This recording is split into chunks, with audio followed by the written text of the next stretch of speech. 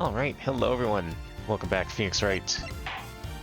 Finished off the second case finally last week, so that's time to move on to what seems to be the obligatory flashback episode. At least, no, it was also case 3. It was case 3 in Ace Attorney 3 as well. That was also the flashback thing, so that just seems to be the running theme as of recent games. I don't know if that will continue with Apollo Justice, but seems to be an expectation. I'm assuming this is a flashback. I mean, with a name like Legacy, probably has to be. That's a big cake. Is that a cake? No, it's a stage. What the hell is this show? We're doing a cooking show? Samson! And Judy's Bake and Bone! Whoa, whoa, whoa. We got like full voice acting all of a sudden. What the hell is this shit? That's some high quality right there. I love this guy already. Amazing. So, how many of these people are gonna die? That's always the question on this thing. Which one of these two is dying? Or are they gonna open the oven and it's gonna have a head inside? Okay, no, Ryan. I was kind of half expecting a disembodied baked head ready to serve. Well, I like the idea of a cooking show, if that's what we're going with. Maybe. 3 p.m. cake extravaganza. I don't know if that word really works, but good try. Oh.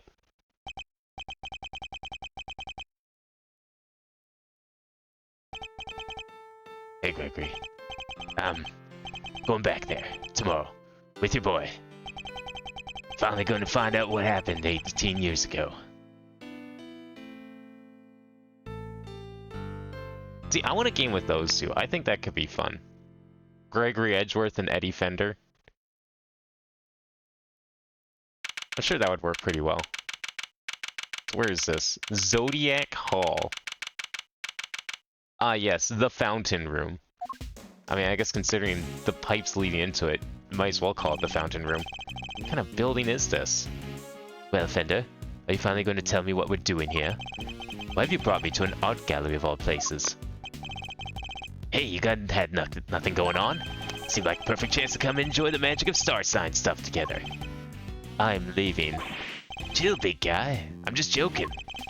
Know about the IS-7 incident, yeah? The old man's last case? Of course. Von Karma took great pleasure in showing me the file as soon as I became a prosecutor. And I reviewed them again last night after your invite. See? While we're bringing this up again, I feel like we kind of... This case ran its course like 3-4 games ago. I was also present at the trial all those years ago, although my memories of it are somewhat hazy.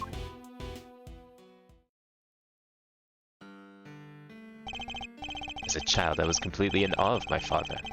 The sight of him in court was inspirational. Gregory Edgeworth, attorney at law, and opposite him, the man who would become my mentor, Manfred von Karma. It was quite a case. However, it ended with the conviction of the accused. Ah, so you were there too? You were in the courtroom for Gregory's final outing? Was he not there?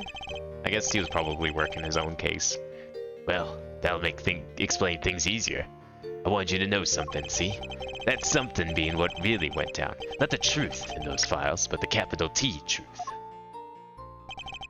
It was 18 years ago, smack dab in the middle of a real doozy of a winter. Buildings were covered with a blanket of snow. Looked like the streets were lined with popsicles. Things weren't so innocent behind those frozen doors. In fact, some pretty sordid stuff went down. This was back before yours truly was the fine figure of an attorney you see before you today. Yeah, see, told you. Fucking called it. 18 years ago. Are we playing as Eddie or is he playing as Gregory? That's the question.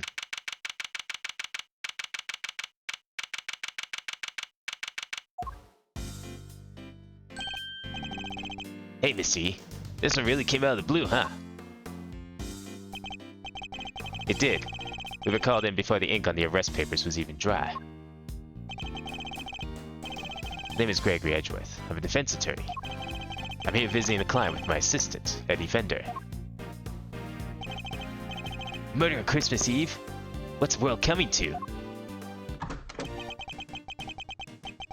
Yeah, I mean, someone dying on Christmas Eve, I mean, that would never happen again, right? Definitely not, like, 15 years later. Oh, see, there it is. He's the murderer. Called it. This guy's going away. He cooked too hard. He cooked up a crime, not cake. Welcome, my friends, to the visitor's room. And if we're not friends yet, I'm sure we will be soon. Whoa, talk about an entrance. I was not expecting that. Even the guard's getting into it. Neither was I. So if I surprised you, I'm just so happy to see you both. Thanks so much for coming out. Seriously, I can't thank you enough. You're the accused, I take it? I am. Gregory Edgeworth, attorney at law, at your service. He's so polite and proper. I look forward to representing you. This is my assistant, Eddie Fender. Pleased to meet you, sir. I'll do, everything I can to help. Now, Edward, calm down, please. You'll have to forgive him, he's still new to this. He's been helping me out part-time, but he's far from fully fledged lawyer material yet. Nonetheless, I'm hoping he'll be of some assistance in investigating the particulars of this case. Gregory and Eddie, it is an honor to meet you both. My job as a defense attorney is to save my clients from wrongful convictions, so the first thing to do is establish whether or not he is truly innocent. Perhaps we could begin by having you tell us a little about yourself. What am I thinking? I haven't even told you my name. I'm Samson Tangaroa. Is it really you? Samson Tangaroa, the world's greatest confectioner. You flatter me, my young friend. And call me Samson, all my pals do. Wow, thanks Samson, I will. I can't believe I'm meeting you in person. Seems Eddie knows something of our client. Hey, Missy, it's the Samson Tangaroa, the singing, dancing confectioner making sensation.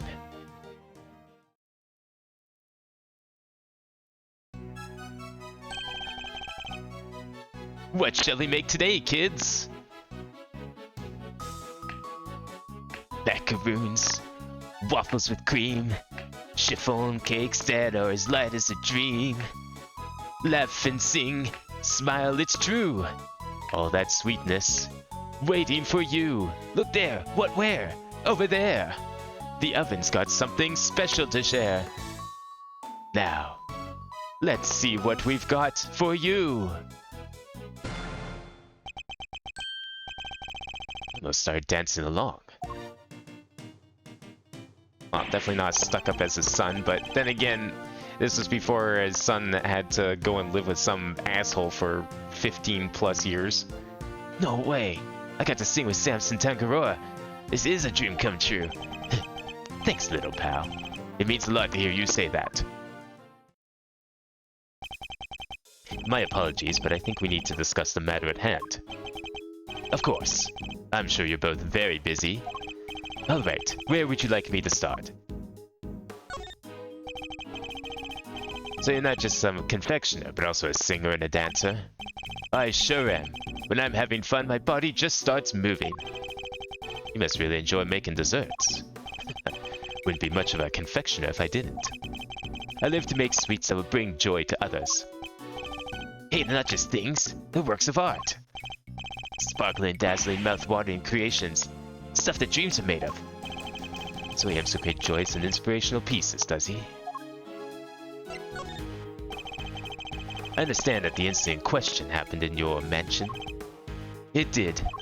We were holding an international confectionery contest there when a body was found inside one of my creations. Well, it's not quite an oven, but... Wait, is that, like, is a creation made of wood or chocolate? Inside one of your... No way. The detective in charge placed me under arrest because of it, and now here I am.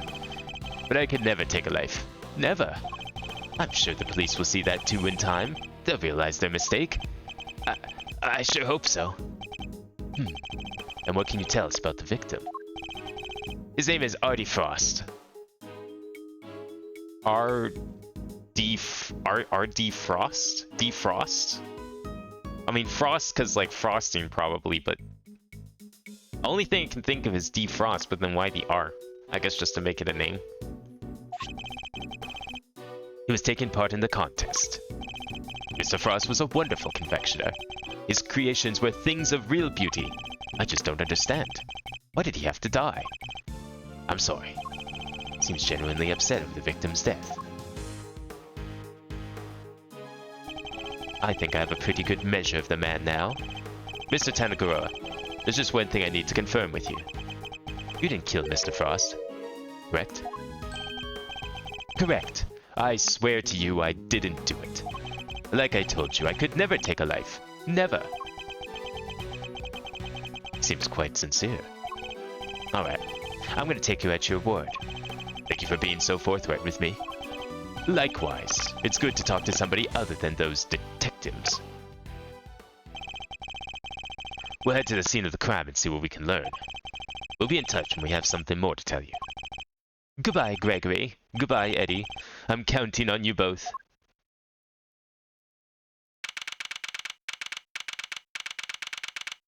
So wait, this is his house?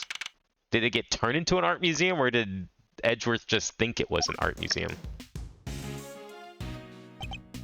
Huh. It's pretty cold out there, huh, Mr. E?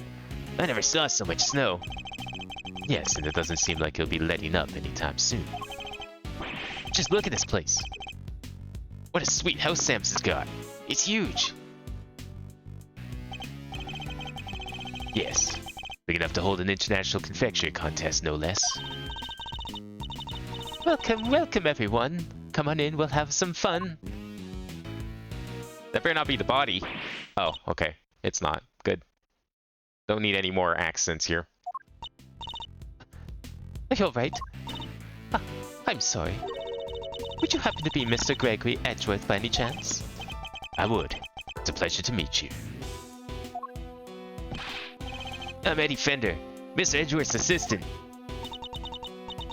Mr. Edgeworth, Mr. Fender, welcome to our humble abode. Judy Bound, it's an honor to meet you both.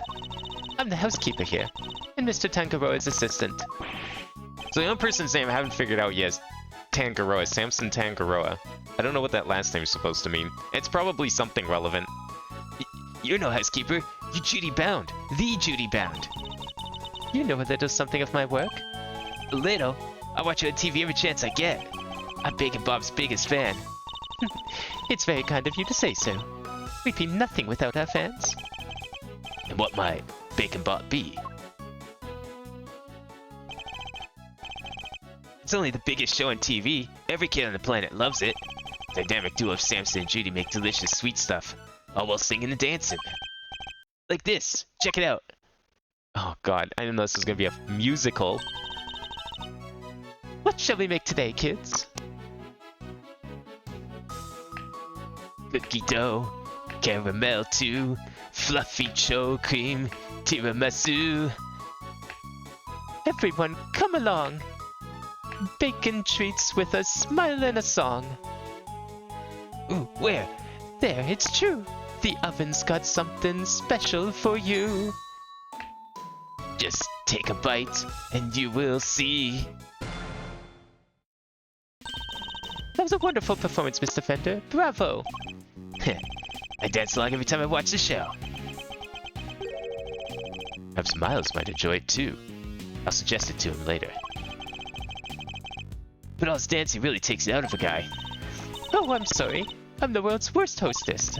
Yeah, nothing relaxes the body and mind quite like a cup of tea. Those cups don't look very comfortable to drink out of. A little too... I don't know, just the angles make it look like it'd be hard to sip. They do look cool, though. It's a good set. Ah, this is Ceylon, correct? It's delicious. Citrus aromas is said to improve one's ability to concentrate, as I recall. Interesting. So this is what Ceylon tea tastes like, huh? How odd. Saucer's cold. Yes, it's so the tea cools down more quickly, I'm afraid. Some of our guests don't like it too hot. I see. These teacups are very unique, too. Design is really something. You think so? Oh, thank you so much. I ordered them all the way from France. They're my absolute favorite. They were designed by a marvelous sculptor named Paul Halik. Have you heard of him? He makes the most amazing tableware in the world. You're clearly a big fan of his work. Oh, I am. These teacups are my great treasure. She's certainly not afraid to show when she's passionate about something. If you don't mind, Miss Bound, I'd like to move on to the reason we're here. Can you tell us everything you know about the unfortunate incident that occurred earlier? Of course. I'm sorry for getting so distracted. I guess I'm still in shock. Because I'm the one who found the body, you see. You discovered the victim. Is it true that the body was recovered from inside one of Mr. Tangaroa's creations?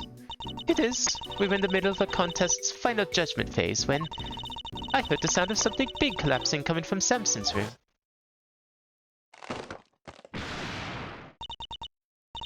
Samson, are you in there? So it wasn't part of the food. It was just something he had in his room. I guess the guy's a model shipbuilder, maybe? I opened the door and went inside and there was Mr. Frost's body. Thank you. Sorry to make you relive such a traumatic experience.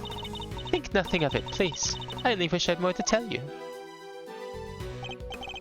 Now, if you don't mind, Miss Bound, I'd like to begin our investigation of the crime scene. Oh, Mr. Edgeworth, Mr. Fender, you have to save Samson. He's no murderer. He could never do something like that. Of course. Leave it to us, Miss Bound. Thank you so much. I'll go serve the others their tea then. Come, Eddie. To the scene of the crime. Yes, sir, Mr. E. Whoa. Wait, maybe that is a cake? No, you wouldn't just put a cake on display. That doesn't even make sense. That would get moldy. That'd be disgusting. Yeah, look who it is. No way. Everything in this room is made of chocolate. Well, never mind. Apparently this guy's Willy fucking Wonka or something, because that doesn't work. You know, you can't just make a chocolate room like in Willy Wonka. Can't believe I'm getting to see so many of Samson's creations up close and personal. How does that chocolate not melt? How does like a body stay in it and not melt the chocolate?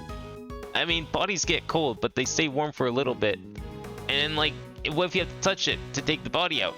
Well, now that creation's just ruined again. I might be more excited myself if the room wasn't a murder scene. Just hearing you say that sends a shiver down my spine. That might be just the temperature in here. It's rather cold. Yeah, now that you mention it, it's pretty chill. Achoo!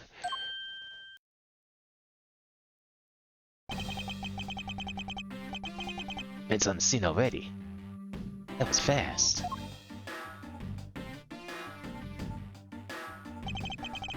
Pleasure to meet you. Gregory Edgeworth. I'm representing Mr. Tangaroa. This is my assistant, Eddie Fender. Nice to meet you. Bad. Detective Tyrell Bad. Detective in charge is named Bad. A man of few words. What the what the? Yeah, you're eating paper. Of course it doesn't taste right. Dumbass. Something about this just doesn't taste right. He swallowed it. Why? You're eating your notepaper. He likes to chew over his thoughts rather literally, I'm afraid. It helps him to digest and remember them. It's a little quirk of his. Please try to ignore it. Although I'd be the first to admit that's easier said than done. With introductions out of the way, Detective Bad, would you mind if we joined you in investigating the scene? Sorry, not gonna happen. What? How come? Mr. Edgeworth is Mr. Tangaroa's attorney. Yeah, and attorneys will do anything to get them off the hook. Even put words in their clients' mouths. You think I need that on my crime scene? Mr. Edgeworth would never do something like that. I don't trust attorneys. Okay, kid? Detective, you established my client's supposed guilt based on an investigation of the crime scene, correct? That's usually how it works, yeah? What of it? then extend me the same courtesy. I believe he is innocent, and I would like the chance to prove it. You believe he's innocent, and you didn't even see the scene yet. That's some flimsy lawyering. That's exactly why I wish to see the scene for myself. I need to ensure that my belief is based on solid evidence and sound reasoning. You about to tell me you're not leaving until I let you look over the scene? I am. Fine. Knock yourselves out. Thank you, Detective. But I'm coming around with you. Like I said, I don't trust the toinies. If you're good with that, go ahead and get to it. That was a lollipop this whole time? I have to admit, I didn't see that coming either. Better get started then. I'll need you to take notes, Eddie. On it, Mr. E. Let's get this over with. Well, it's a real shame that this is their first introduction, because, like, a third investigations game where you play as, like, Gregory, and he runs into Detective Bad instead of Gumshoe with Edgeworth. Man, that would have been cool. Still, Eddie and Gregory would be a great combo. It's a fine selection of nautical paraphernalia. Think one of them could be the murder weapon? No, they're all made out of chocolate. You'd have a hard time bludgeoning someone buddy to death with one of them. Can't tell what's real in here. You really do look genuine. I can hardly tell the difference myself. A true testament to Mr. Tangaroa's skills.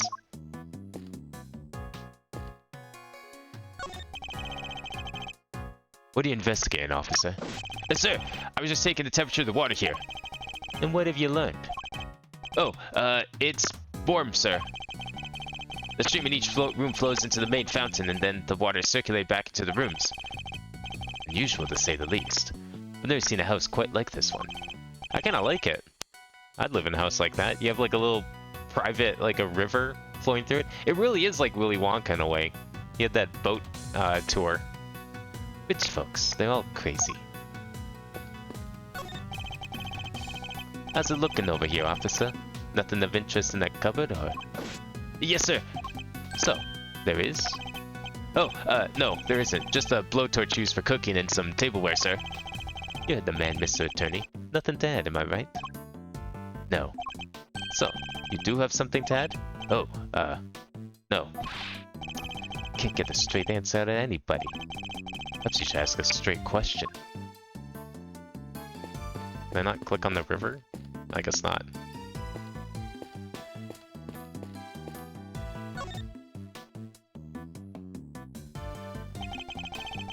So this is where the body was discovered? Yeah. They took it away already, but everything else is just how we found it. It appears the body was inside that treasure chest. Yeah. A woman by the name of Bound found it.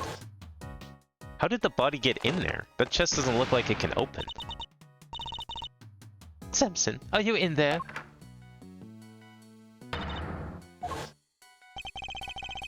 Seems she heard something breaking and came in to see what it was. If only we had just a little more information. There's something else in here. Huh. Looks like a seal of some kind, with somebody's initials in an intricate shape carved onto it. Is it for making those fancy wax things on documents? You think it belonged to the victim? No idea, but it's gotta get logged anyway, so I'll take that. Seal that was found near the body when it was discovered. What could the design signify? Well, if it's like a stamp, even looking at it backwards, I see like PH, but I don't know what that could mean. That's a really strange looking P. Makes me think of like Greek or Cyrillic. It's really rather impressive making an entire ship out of chocolate. That's Samson Tangaroa for you. Don't you just want to take a big bite out of it? Which part to bite first, though? That's the real head scratcher, you know? Bite any part of it, kid, and you'll be off this crime scene so fast your head will spin. Hey, it was just a joke. Stop staring at me like that. I do sometimes wish Eddie could keep his cool a little better. There's not really a whole lot to go on in here. What do we got here? It's titled Voyage of the Red Rover. After sailing the seven seas, the legendary ship happens upon a great treasure at last. This place is a tribute to the adventurous spirit of our ancestors. Who knew? So they sailed 6 whole seas before they found anything? Not exactly the luckiest crew out there. Sometimes you gotta take a bunch of wrong turns before you find the truth. That's what being a real detective is all about. Did they even have detectives back in those days? Damn, that really is everything in there. Okay. How about you? Are you the sous chef around here? And you are? Or maybe you're just the house chef. Maybe he does all the non-baking in the house. Sorry. Meditating. Did you want something, detective? Oh, I'm an attorney, not a detective. Gregory Edgeworth. A pleasure to meet you. And I'm his assistant, Eddie Fender. I see. Name's Camero Gusto. I am a confectioner, here for the contest. Oh, he's one of the contestants. You are? What's your specialty, Mr. Gusto?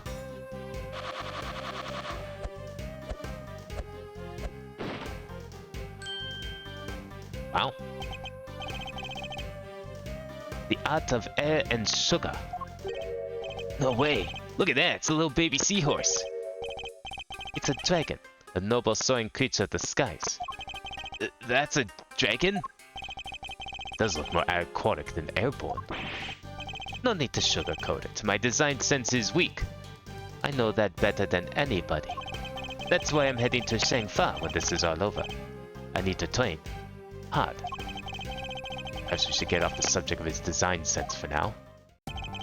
So what are you doing in here, Mr. Gusto? I didn't think they were allowing civilians on the scene yet. Detective wanted to know more about one of the pieces in here. Makes sense, seeing as he's a contestant. Perhaps I should ask him a few questions of my own.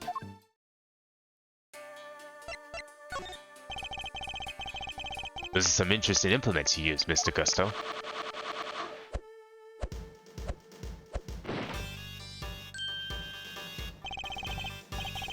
Sugar boiling pumps. They put air into the sugar. They're so cool. It's like watching a swordmaster do his thing. I am no master, but the day goes by that I don't hurt myself one way or another. That is why I wear red. That way it doesn't matter when I make a mess. But you're working with white cream. The way of the confessioner is a lonely one. You never stop learning. Not until you die. The way the confectioner sounds like a long one too. He's still injuring himself on a daily basis. You know, I do a lot of baking myself. I don't really consider it a hazardous hobby. At least not in the way it seems to be implied here. What can you tell us about the contest? Based on what we've seen so far, flavor doesn't seem to be the only criteria at play. The contest was Tangaroa's idea. It's about art. Confectionery as art. Confectionery as art. Art you can eat. Every part of it. Every single item in this room is edible. Little place does smell like, kinda like chocolate. Tangaroa is a genius. A once-in-a-generation talent. Flavor and flair, he has it all. And if you can't outdo the god of confections himself, you can't win. I don't know, man. Being out the greatest in the world seems kinda hard, yeah? As it should be. Whoever beats him becomes the greatest in turn. That's the real prize here. Nothing else matters. So you're competing for a title, effectively. And a treasure. The ultimate cookbook. Tangaroa's most prized possession. If you want to know more, it's all written down here. It's a list of rules that was given out to contestants. Piece of paper containing listing the rules for the contest. Sorry, I don't know much about what happened. I only heard about it after the judging was over. How was the judging organized? It started at 3 PM. Tangaroa began making the rounds right around then. He left his own room, then worked his way around the venue clockwise.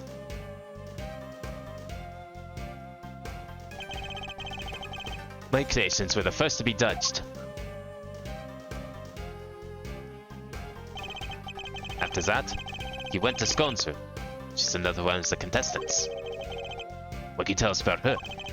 Ruthless, brutal. There's nothing she wouldn't do to win. She was working with Cream. Some kind of dreamscape.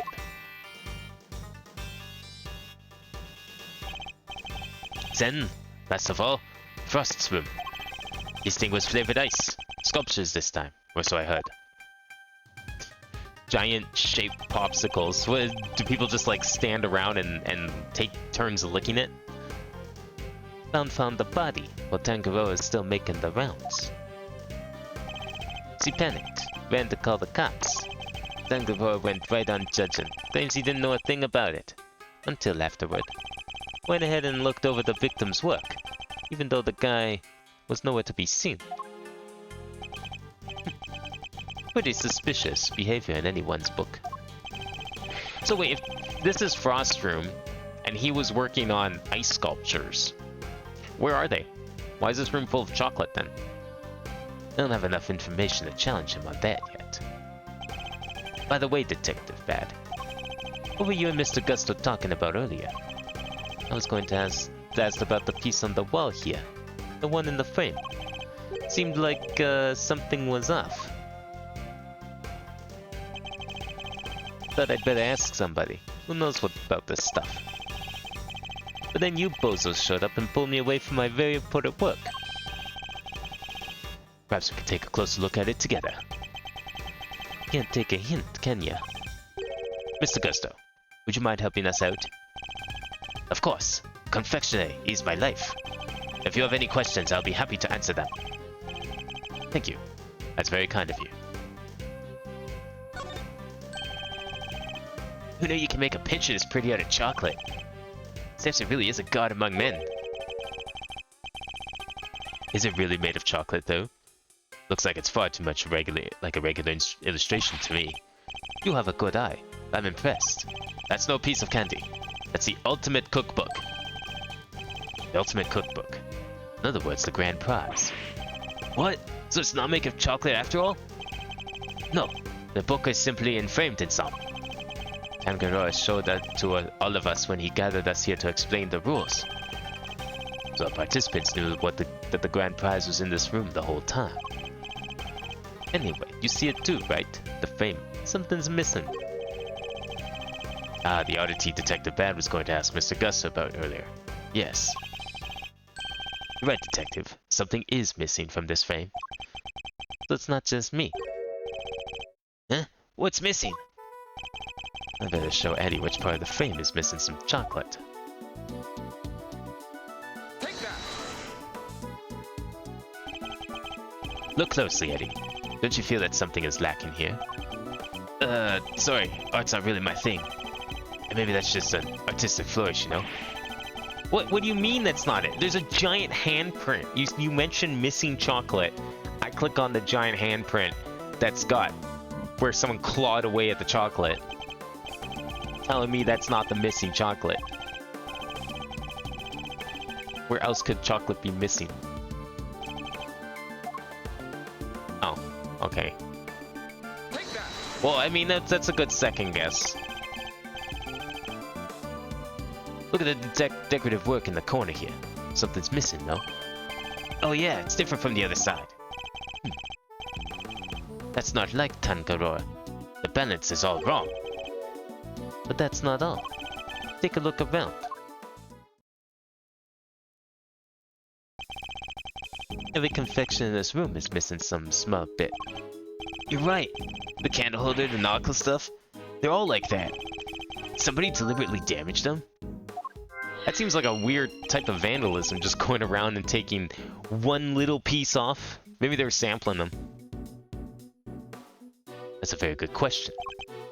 Well, the Tangaroa just wanted to look like somebody messed with his work. Never do that to his own creations. Never!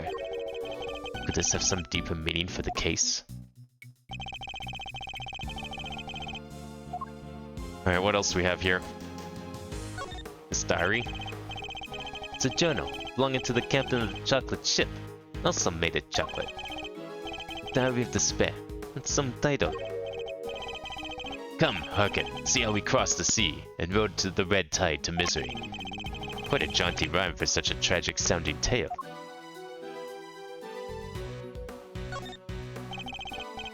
candelabra made of chocolate. There's a title here, The Light of Life. Well, this particular light seems to be missing one of its life-giving flames.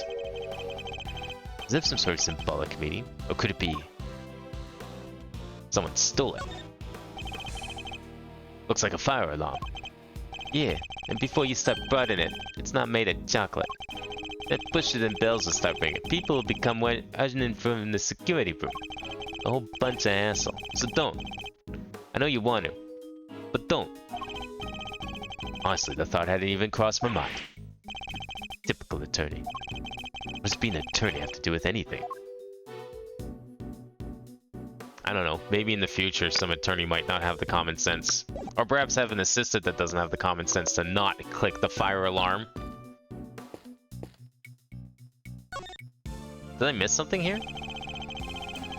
Apparently I did. I don't know what, though. Oh. This, apparently. When it stands for the ship is broken. The ship must have collapsed to the treasure chest and smashed it open. Wait, do you think? Could that be how the victim died? Was he crushed by the ship? If he was, this becomes an accidental death and not a murder. Too serious?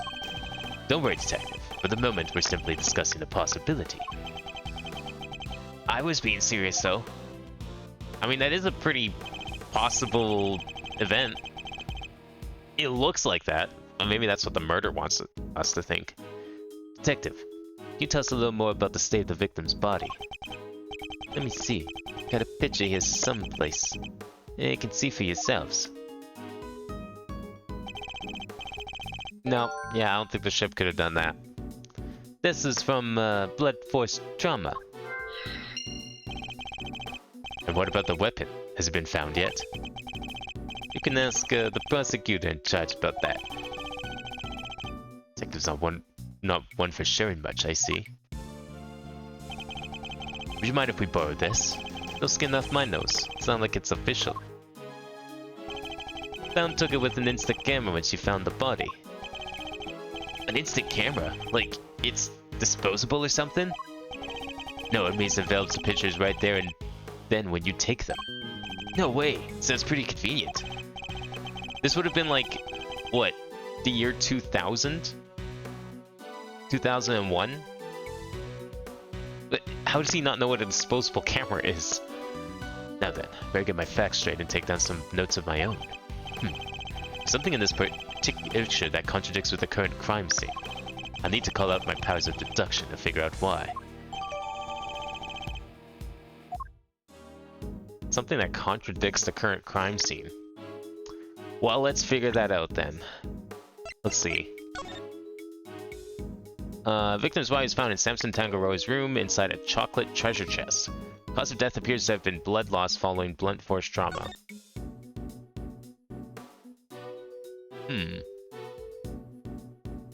Well, the seal or whatever that thing is there.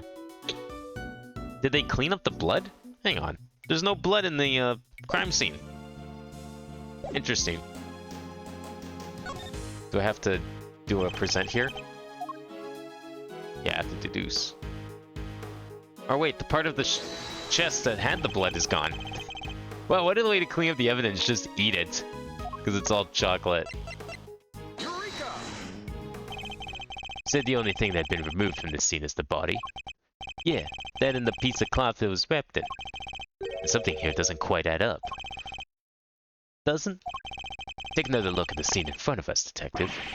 A very conspicuous pool of blood that should be here is clearly missing. You're right. Don't remember anybody mentioning they removed that blood along with the body. Let me check with the forensics. What is it, Mr. E? What'd you figure out? Compare the treasure chest in the photograph to the real thing. In the picture, the solid chocolate bottom continues underneath the deceased's head.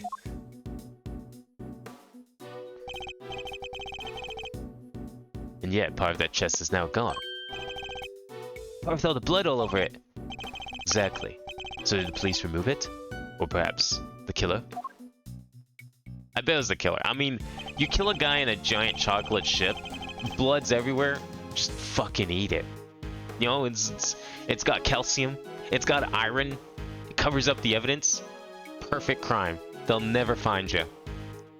The only issue, he better have been wearing gloves, because fingerprints, those become permanent if you touch chocolate. Wasn't forensics. They're saying nobody took anything like that away. Interesting. So somebody deliberately removed the blood from the scene. Could be.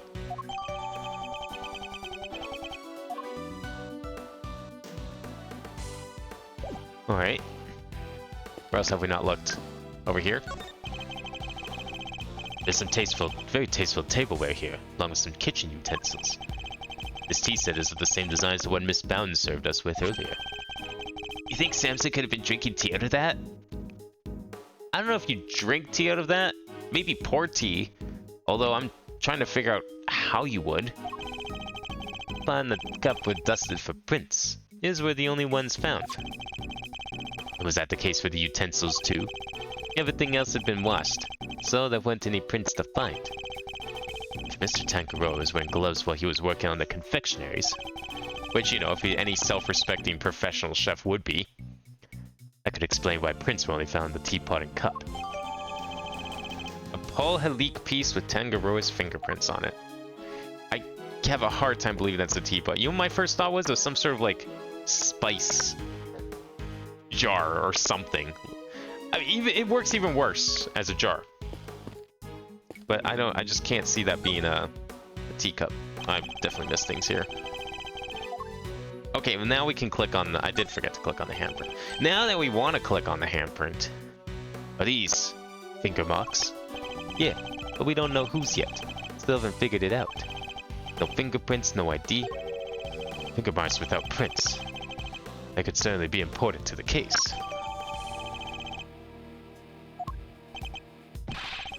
It's a real head scratcher, all right. Not really. I'm guessing whoever it was wore gloves. Ah, where's your sense of romance? Adventure? There doesn't tend to be much of either at the crime scene, Eddie. Achoo! Are you alright, Eddie? Don't tell me he's allergic to chocolate. Yeah, but it sure is chilly in here. It's okay. Let me tell you a story about fictional ice. I'll warm you right up. You won't even remember the cold. Yeah, it wasn't exactly warm out in the fountain room either. It's even colder in here. Would you like to borrow my jacket? No, I'm fine. And besides, you said you'd give it to me when I finally got my attorney's badge. I did, didn't I? Why do they have the heat down so low? Chocolate needs to be kept at the right temperature. Take a look behind that panel on the wall. What panel? Look at that! It was here this whole time! There's one in each of the contest rooms. Tangaroa hid them so they wouldn't spoil the aesthetic of our works. And what do the controls do? They adjust the temperature and the lighting. Goes all the way down to negative 22 degrees Fahrenheit. Cold enough to keep any confectionery from melting. So in effect, each room is a giant freezer. Yeah, if you wanted to be. I'm sure that'd be really useful for Mr. Frost, since he was supposedly working with ice. It's 59 degrees in here. No wonder I'm cold.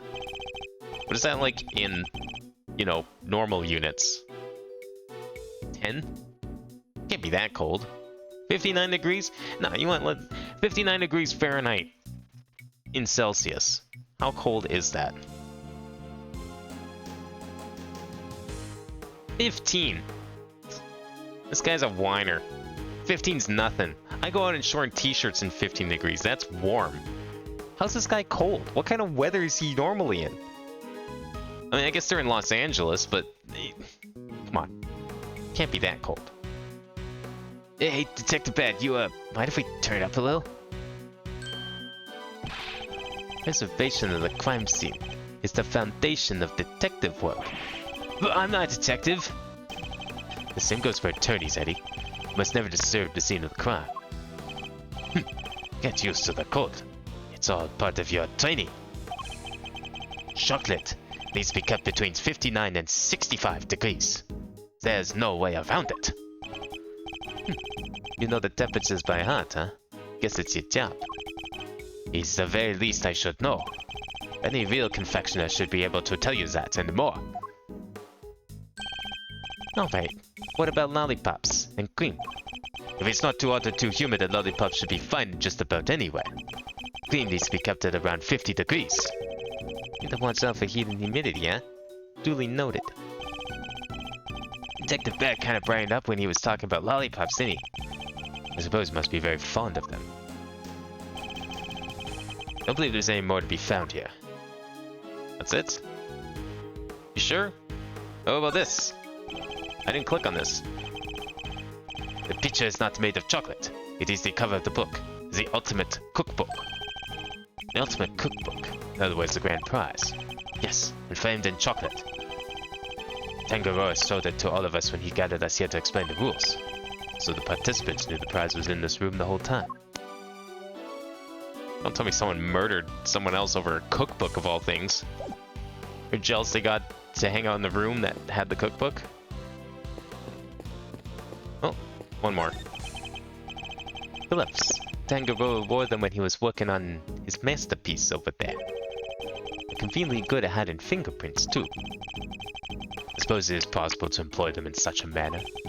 Was it really all that suspicious to find a pair of gloves in the kitchen like this? I'm a detective. Everything's suspicious. That's the job.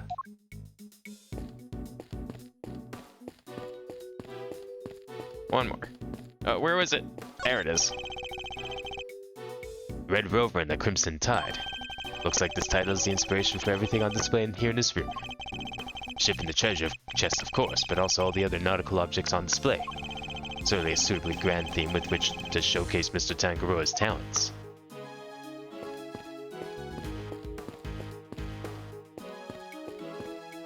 Alright, is it logic time? I wonder if this guy likes to play chess too. You think that's where Edgeworth got it from?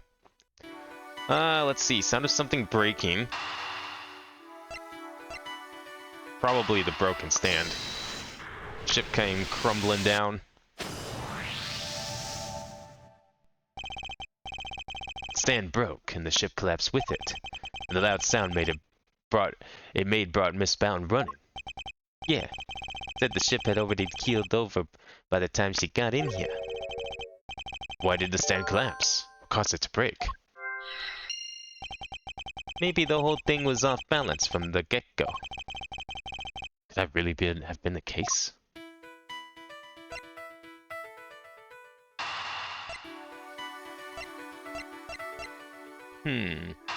Something to do with damage creations, probably? Just another victim of the chocolate thief? All of Mr. Tangaroa's creations are missing a little piece each, including one of the stands that was holding up the ship. Somebody really went all out. You think it could have been the killer? Certainly a possibility. Either way, I think we can safely say the stand was damaged in a mystery person's tampering spree. When it broke, the ship fell up and smashed open the treasure chest, which would have remained closed otherwise.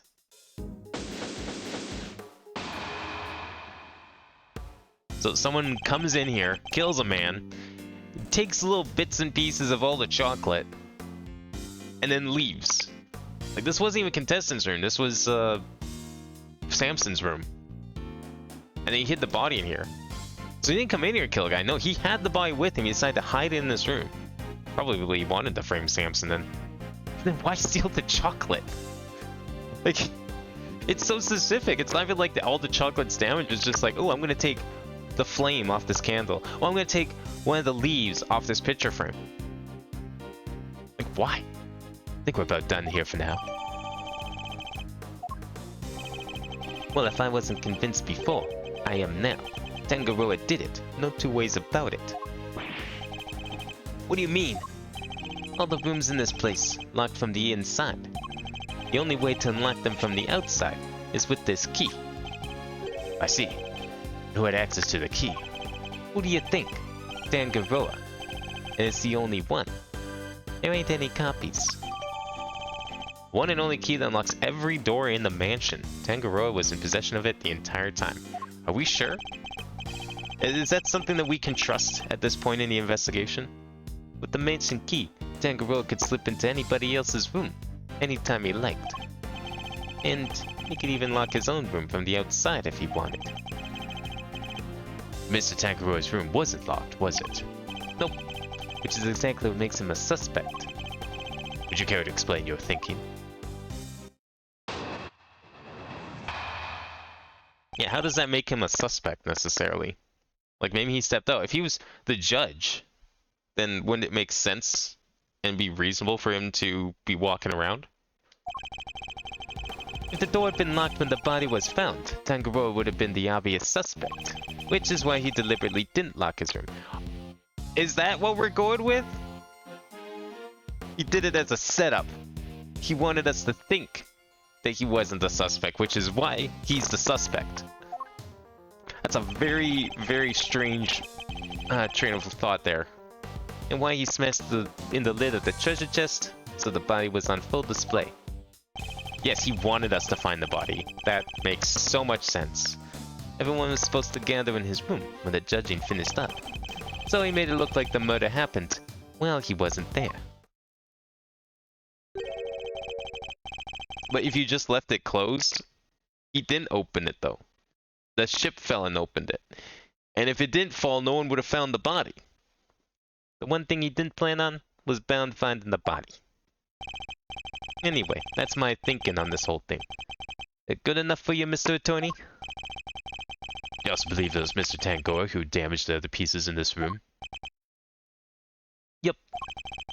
I know you have to believe your client. That's your job. But I'm a detective, and I serve the law. And no matter how squeaky clean someone might seem, a suspect is still a suspect. Fully understand your reasoning, Detective. Now, would you mind if I applied a little critical thinking of my own? Do your worst. Just as a detective won't compromise his devotion to the law, I won't compromise in my beliefs either. I'm not about to just accept his version of events. In fact, I'm going to show him in the piece of evidence that highlights the contradiction in his claims.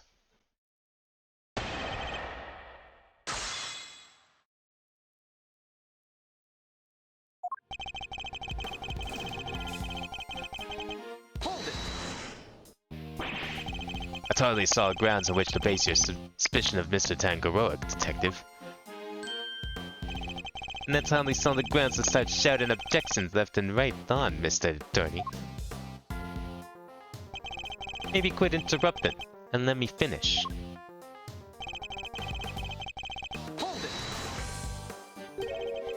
And why would he deliberately not lock his door?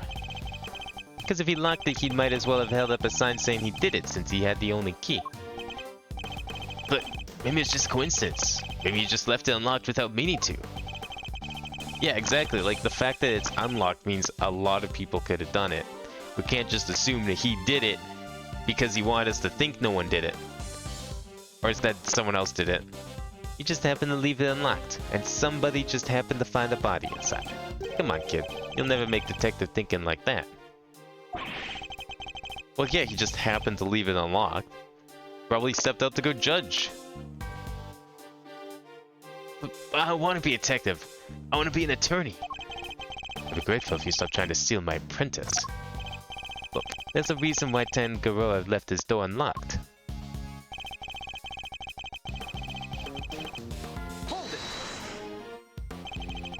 You're saying Mr. Tangaroa himself deliberately smashed the treasure chest open? Yep. If he hadn't, the body wouldn't have never been found. I struggle to see how he managed to destroy his creation while judging the contest at the same time. Exactly. And besides, there's no way he would have disrespected his sweets. He eats every last crumb on Bacon Bob. Well, dancing. It's the only way his stuff gets destroyed. This isn't about what happens on TV, kid. You know about Bacon Bob, Detective? I'm the only one who isn't familiar with this show. Hey Jack, how's it going? Who is this man? This is it's Mr. Edgeworth. And his assistant, Eddie Fender. Don't you recognize him? That's the Edgeworth. Famous attorney. Gregory Edgeworth. Wow, I never would have guessed. Can you sing the theme song too? Never mind that now. Focus. Point is this. Tangaroa was responsible for breaking that lid. Hold it. So let's get you up to speed on what we're dealing with so far. This is, of course, it's episode 3. That means we're doing a flashback. This is Edgeworth's dad, and we are investigating his very last case, the famous case that he died during the final trial in the elevator. But this is obviously before all that. So there's this famous celebrity chef. He's holding a contest, and then somebody dies in his room, no less, in a chocolate ship. And of course, he's the one that gets blamed for it. So we're defending him and trying to prove his innocence. Not really sure, and there's not really anything else to go beyond that except the fact that someone came in here, killed a man, hid the body in a chocolate treasure chest, and then went and sampled all of the chocolate in the room. Like, just took little tiny pieces off of each for some reason. I don't know. That's literally all we know at this point. Is this Edgeworth's dad before he became part of the case? Yeah, so this is like his final, this is Gregory's last case. This is the, whatever it was called. Whatever the instant number was from, like, Phoenix Wright 1-4. This is that case. Judging began in Mr. Gusto's room, correct? Yeah. Kinda wanted to check his hard candy stuff out myself. In that case, how about a demonstration?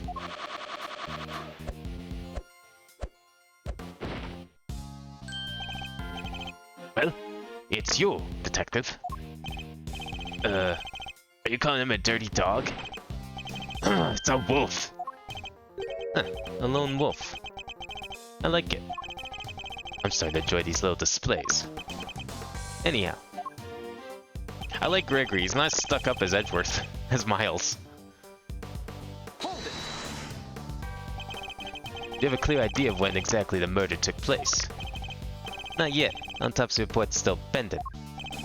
And yet you still went ahead and arrested Mr. Tangaroa. We may not know when the murder happened, but we know when the body was discovered. It was while Tangaroa was judging Gusto's room. A perfect alibi if he could set it up just right. Still not grounds for an arrest. Surely you have to agree with that.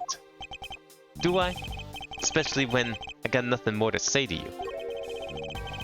Why do I get the feeling he's hiding something? Detective Bad seems pretty convinced that Mr. Tangaroa is the culprit. There's no way he would have vandalized his own creations. No way. Still, treasure chest did get smashed in. There's no denying that. Perhaps you should focus more on what led to the body's discovery. Doing so should make it easier to spot the flaw in Detective Bad's theory. That's okay, we already know where the flaw is. Yeah, here it is. Smash to live the treasure chest. We don't think that's possible. Which piece of evidence do we use for this? Is it this one? Yeah, lid was closed until the ship collapsed. Yeah, this is probably the one we need to do for this. The lid wasn't smashed deliberately. One of the stands on the ship part broke, and the ship fell forward and smashed the chest, revealing the body. We've established that the body was hidden inside the chest, and that Miss Bound only came running into this room when she heard a sound. It seems reasonable to infer that the sound was that of the chocolate boat collapsing. Sir, seems likely, based on the evidence. And yet you assert that it was Mr. Tangaroa who had smashed the lid of the chest. I believe this photo makes it clear that it was the ship that did the smashing. Now watch him change his argument to say, yeah, well, he made the ship fall. And if that had occurred only moments before Miss Bound had entered the room, then it couldn't have been broken by Mr. Tangaroa, who was out judging the contest at that time. I never said that he did it then and there. Could have done it something to the stand, so it collapsed when he was in the middle of judging. Objection. Have you any way of proving that assertion? Nope, but the investigation isn't over yet. There's still time. So he doesn't have anything conclusive. Have you found any prints in this room besides those of Mr. Tangaroa? Yup, on the door. But we found Tangaroa's and Frost prints on there too. So Frost came into this room? He wasn't like killed and then carried in here. We were all brought in here for a briefing, right before we started work on our creations. Ah, right, yeah. This is where the introduction to the contest took place. So everyone would have probably touched that door. So as Prince are probably from Zen. I take it you haven't checked any of Mr. Tangaroa's works for Prince yet. Why would... We know that somebody tampered with them. Therefore, it's possible they left some prints behind when they did so. Fine. But if we don't find anything, you guys still top of my list. Got it? If Ed has been around for this long and sucks this much his job, how's he still employed? You could ask the same thing about Gumshoe, and he's only been around half as long. You, check all the chocolate stuff for Prince. Now, we also have to remember Bad was one of the detectives that was part of the Amaterasu trio. So, you know, he probably was kind of corrupt from the start. Not really good at his job from the beginning. Yes, sir. Right away.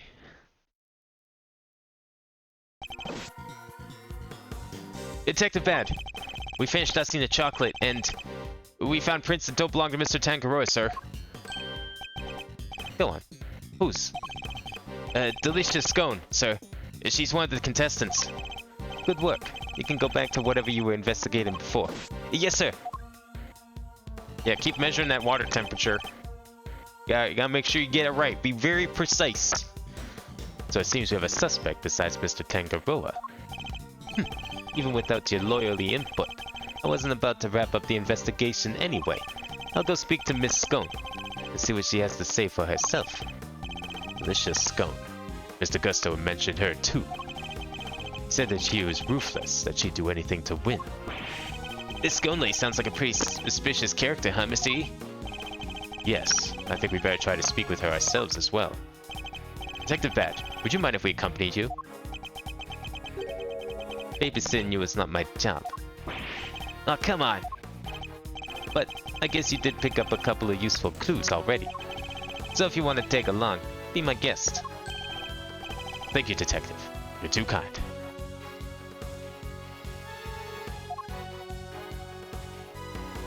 No, Gumshoe isn't accusing people of murder. I mean, isn't he though? Like, he kind of was. Wasn't? No, wait. Wasn't the very first sentence that came out of Gumshoe's mouth in the series him accusing Maya Fey of murdering her sister? Guess I wasn't around for that stream. Yeah, no, that was like, which one? That was case 4, 3 or 4 of the last game. But it turned out that Amaterasu was like not really a thief so much as like a group of people working together. It was like Detective Bad. It was one of the other prosecutors that was in like one of the cases, just like a one-off character kind of thing, and then one other guy. It wasn't Gregory because they just met, so it wasn't him. It was like the third person. It was like him and 2 other people that worked together, and they were kind of corrupt, but they were like lawful bad or lawful chaos. I don't know. What would you call that? Not neutral. I don't know. They lawful evil kind of like a bit of a Robin Hood kind of thing. So that was their whole thing. So that's what Amaterasu ended up being. Oh yeah, it was Kei's dad. That's what it was. It was Kei's dad. It was Bad, and it was like some prosecutor that was a part of it as well. That was like the whole plot, basically. I didn't say before Detective Bad was going to be a bad guy. I called it. I mean, he kind of was a bad guy. I think they kind of made up at the end, but he did... did he get arrested? I can't remember if he got arrested at the end of Case 5 of Investigations 1. I don't think he got arrested. I think he's still on, because, yeah, I don't know, he hasn't shown up yet in this game, but I don't think he got arrested. Well, I don't know if Chaotic Good... I would say definitely more on like the evil side. Like they were being malicious. They were definitely doing something bad. I mean, they were 100% corrupt, no matter how you looked at it, but they were doing it for a good cause. Kind of like white hat hacking, you know? Hacking is still illegal, but you're doing it for, you know, morally good reasons. But Detective Bad, sir, I don't think that's such a good idea. The lead prosecutor's still busy in there. He'll be fine. Me and him don't exactly see eye to eye anyhow. Was this him? Who did he sign a case to? Manfred von Karma. What? They gave it to von Karma? He hasn't lost a case in 25 years.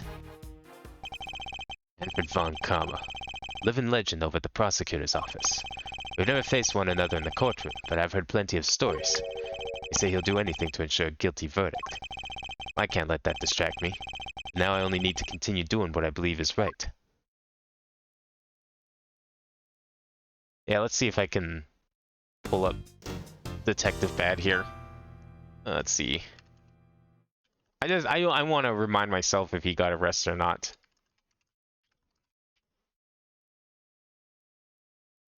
Can't remember.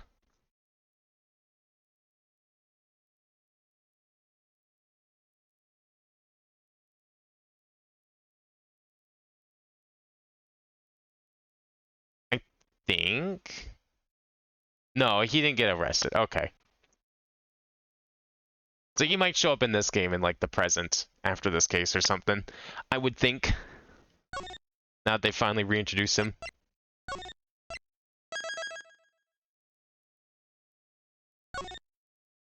Alright, investigating Miss Scone's room. Boy, I wonder what she was making. Oh. That's not quite what I imagined, given her name, but I guess that works. Is she making cake? That is one hell of a cake. Holy shit. Whoa, a candy castle.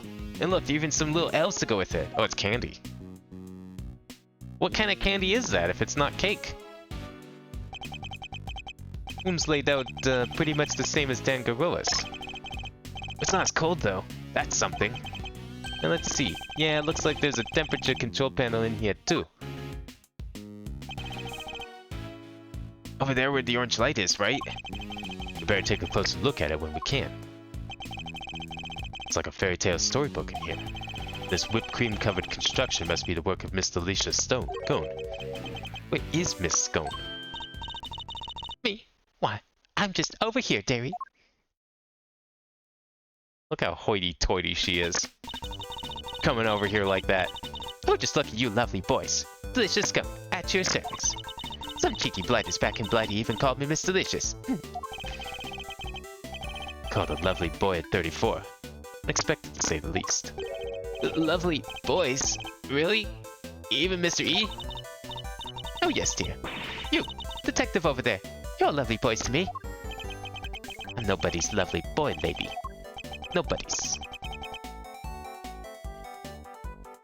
I just wonder just how old she is.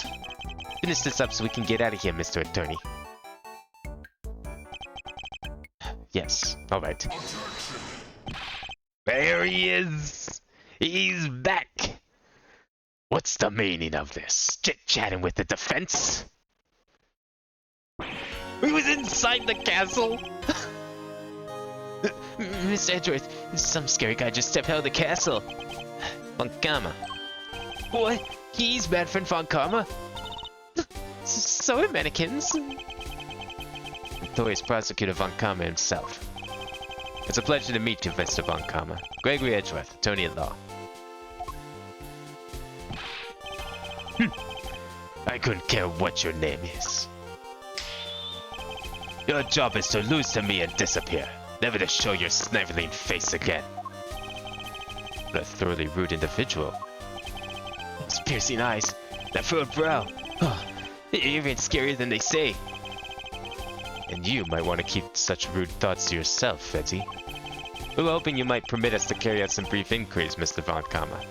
And why would I wish to extend you any such courtesy? This clearly isn't going to be easy. So long as your inquiries are limited to this room, I suppose I'll allow it. A sudden change of heart. You! The tall fellow! Name's Bad. Is that so hard to remember? I didn't ask for your opinion. The thoughts of a lowly detective do not concern me. But I do admire your spirit. Bad. See to it that these worms don't step out of line. Why do I have to... I'm not offering you a choice, detective. I need to go and look over Gusto's room. Good day. What is the case called that's about to happen? What designation it gives? IS-7, I think, was it. That's the case that they brought up in, like, the original... I think this is, like, pretty sure, yeah, this is his case that got him killed. Although that trial was called something else.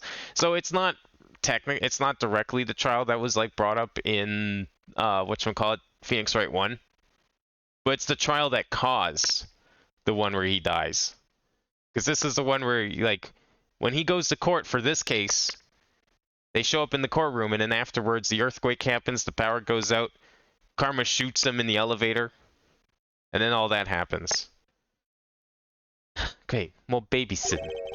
Why aren't Detective Bad and Mr. Von Kamm investigating together? They don't seem to know each other well enough for there to be bad blood between them. Man, what is this castle made of that you're, like, able to store stuff inside of it like that?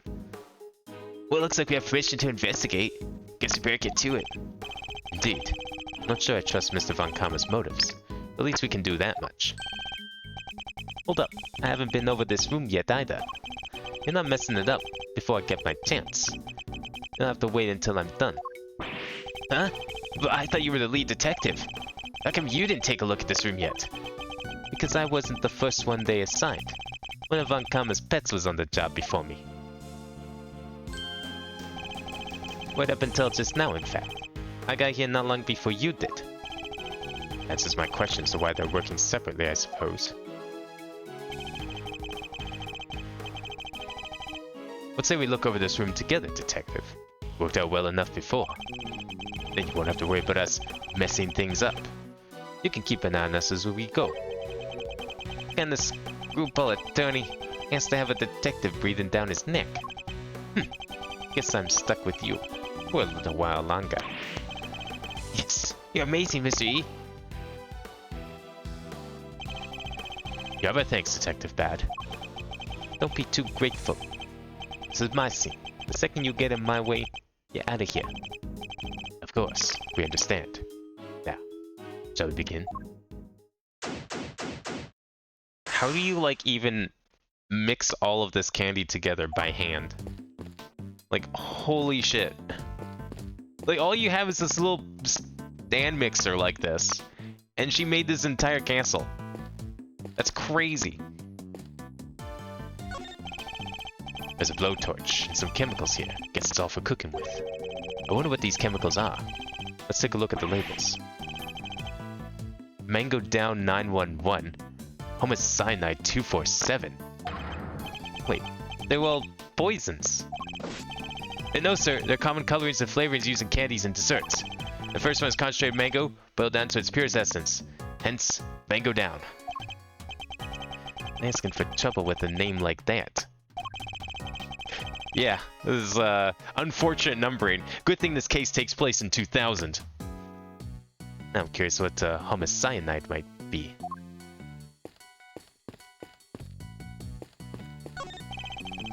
There's a small door on the wall here, just like Mr. Tangoa's room. Here, I'll open it. Temperature 68 degrees. Light set to green. Didn't Gusto say cream needs to be kept at 50 degrees? The temperature in here is too high. Oh. Why hasn't anything melted yet? Must have just been changed recently. That is odd. I wonder why.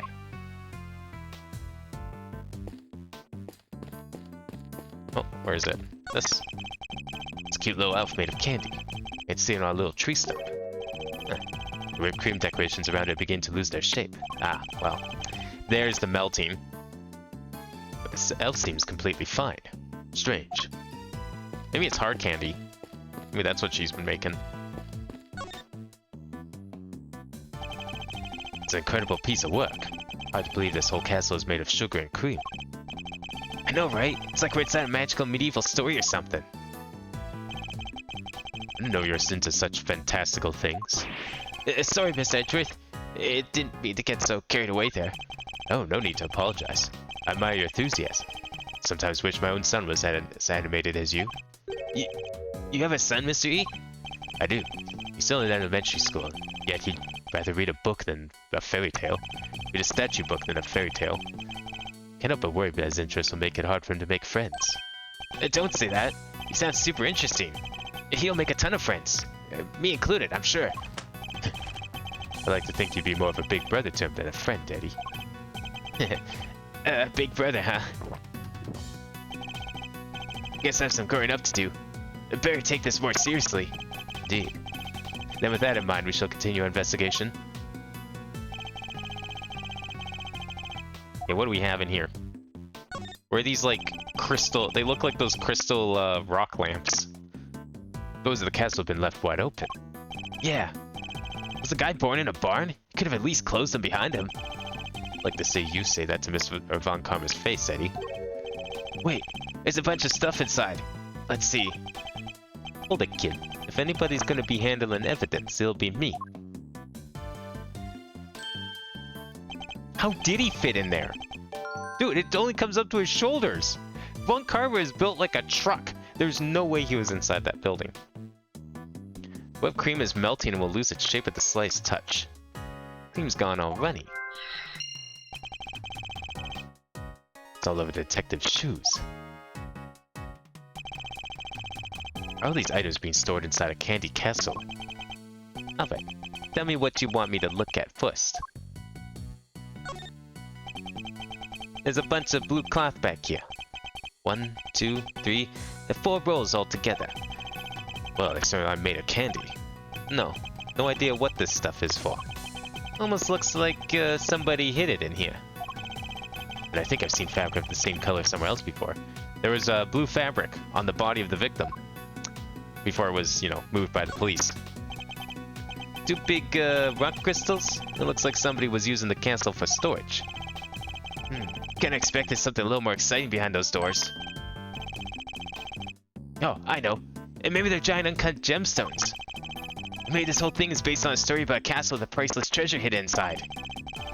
If it in that case, wouldn't the rocks be made of candy? I think I'd treat my priceless treasures with a little more care. Something on the bottom of them. It looks like a little stand or something. Oh, maybe they go on the front towers here. I was right, they are gemstones. That's supposed to be so you can put on display. Well, whatever they are, it seems they're not just a large set of paperweights.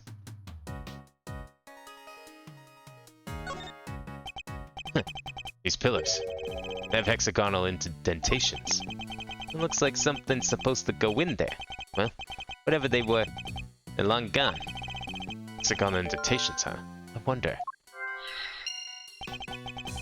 Castle's covered in whipped cream, so maybe a giant strawberry? Giant strawberry with a hexagonal bottom? Look, I like strawberries, okay? Can't blame a guy for wishing. I prefer bananas myself. Blueberries for me. My man! I don't know where you can get giant hexagonal blueberries though, unfortunately. Does give me an idea though.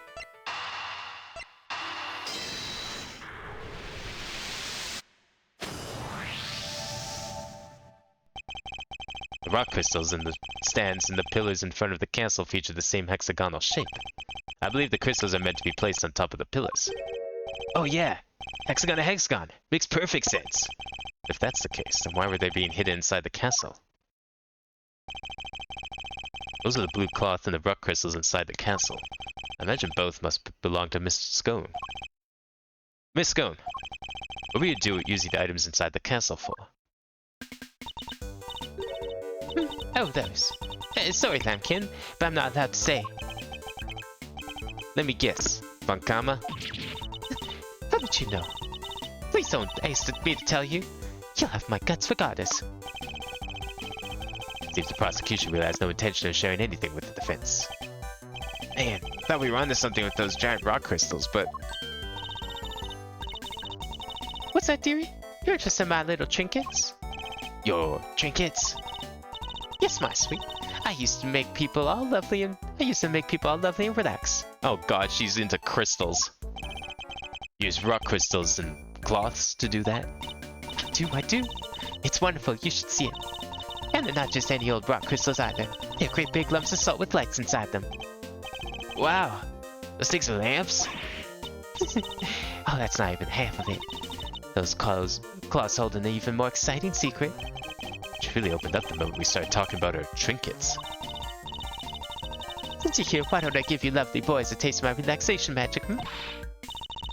Oh, Batty Bumpkin, can you get it all out and set it up for me? The name is Bad. Is that a no? Why are you being so selfish, Batty Bumpkin?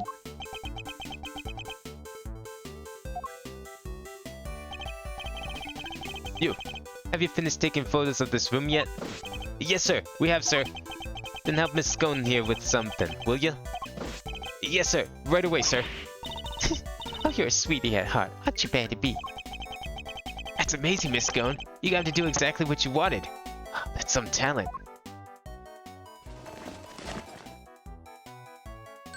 What are we doing? Oh, thank you ever so much, Battykins. And you, Officer Lovely. She's even giving nicknames to the forensics guys now. Guess it's her way of showing that she cares. So, what about this is supposed to be, relaxing exactly? Oh, don't be a big sourpuss, baby. Fun's only just beginning. Officer Lovely, you can switch it on now. Yes, ma'am.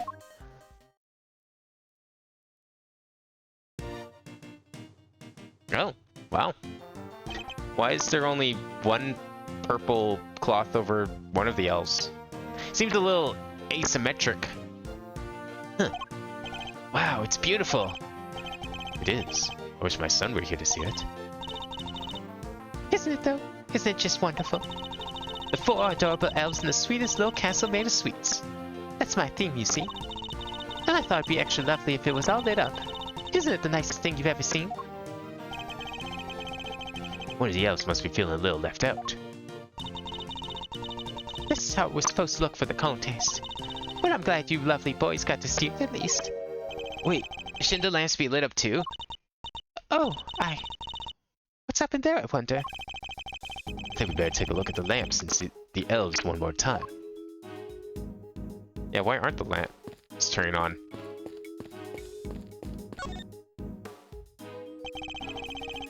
Oh. Uh-oh. That doesn't look good. Mayhaps we might have found, the murder weapon. Lamps appear to be broken. Bulbs are smashed, both of them. Maybe they fell and broke on the floor? Look, there's a red stain on the one on the left. It's not just a stain, that's... Yep, it's blood all right.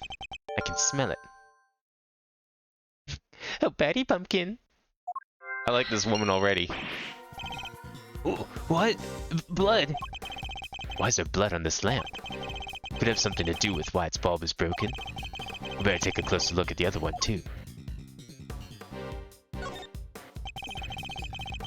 So Miss Scone had actually intended to use these lamps in her display. Then why are they stashed inside the castle? Maybe because they're broken? Except there's plenty of other places she could have put them. The best place to hide some salt is in some sugar. Isn't that how it goes? Or perhaps the best place to hide a tree is in a forest. Anyway, if her intention was to put these salt lamps in her final display, that contradicts a certain piece of evidence in my possession. I need to point it out by making a deduction. What evidence would that be? I mean, it's probably the murder weapon for sure. She wanted to use it in her display. What? Judging will proceed clockwise from the leftmost room. All contestants will gather in Mr. Tangaroy's room. Judging ends. Non-confectionery items may not be used as decoration. Stands and display materials will be provided. Eureka! Huh. Interesting. Take a look at the list of rules for the contest, Detective. Non-confectionery items may not be used as decoration. That means the salt lamps and the luminous cloths would have both been against the rules.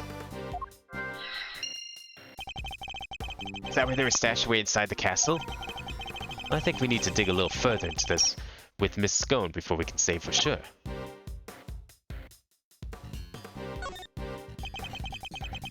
My shoes are already covered in cream. I wouldn't go any closer unless you want the same thing to happen to you. See what's behind those doors. There's really no need to look again. Oh, but don't you want your shoes to get even more wrecked, Mr. Bad? God, she's tiny though. I can't tell if Gregory's like really tall or she's just like fucking 4 feet. What's the matter, Miss Scone? You seem a whole lot less cheerful than you were a minute ago. Is it Mr. Von Karma? Did something happen between you two? Why, yes.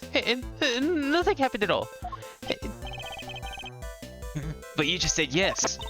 It was a hello, yes, you silly boy. Actually, just a sweet little sugar dumpling. Remind me, what was your name again? Oh, Eddie. Eddie Lumpkin. Oh, you'll go far, I can tell. Eddie Lumpkin? Seems our English gentlewoman has taken a liking to you, Eddie. No small accomplishment. She's not exactly what I picture when I think of a gentlewoman, Mr. E. Never mind that now. Should ask her a few questions while we can. Yeah, well, Von Karma isn't looking. Could you tell us about what you did over the course of the contest? Of course, dearie. Let's see. It all started around 10 in the morning. That's when we set to work. And, well, I spent most of the time here in my room getting everything ready, as you'd expect. Oh, and then there was a lovely afternoon tea for an hour or so from around 1, I think. Afternoon tea? It's an English tradition. Chance to drink tea, enjoy a snack, and make small talk. So, kinda like recess? I suppose you could say that. Oh, you really know your onions, don't you, Gregory Pegleg? Such a clever boy. When did I become Greggy? And where was this afternoon tea served? Out in the garden, of course. It is a lovely one. There's a lovely little one just outside. They do it at the same hour every break time during the contest. Lay on a nice little spread, you know? But today only me, Samson, Silly Pants, and Moody Judy were there for it. Why does she have nicknames for everyone? And Sammy Poople had already finished his big creation, so he was there the whole time. The poor old Chili Winks and Gusty Pants had to miss out because they hadn't finished yet. Bless them. You were saying everybody except Mr. Frost and Mr. Gusto was present. That's right, dear. To tell you the truth, I hadn't finished yet either. But I wasn't about to miss out on tea and cake served by our 2 TV superstars. I went right back to work when I finished there. Told off while the others were still nattering away. At any point during the contest, did you visit any of the other competitors' rooms? Oh, no, dear, don't be silly. That's strange, because your fingerprints were found in Mr. Tangaroa's room.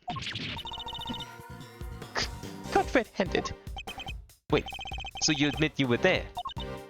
Oh, well, I can hardly deny it now, can I? But I didn't kill anyone, I swear. I suppose I'd better tell you what really happened. Just promise you'll believe me, won't you, dear? What exactly were you doing in Mr. Tangaroa's room? Well, I was, I suppose you call it research. Research? Sammy Poople's a damn hand when it comes to the old sweet making. Everybody knows that. So when I noticed there was no one there, I just popped in for a quick bit of research, like I say. What kind of research leaves fingerprints?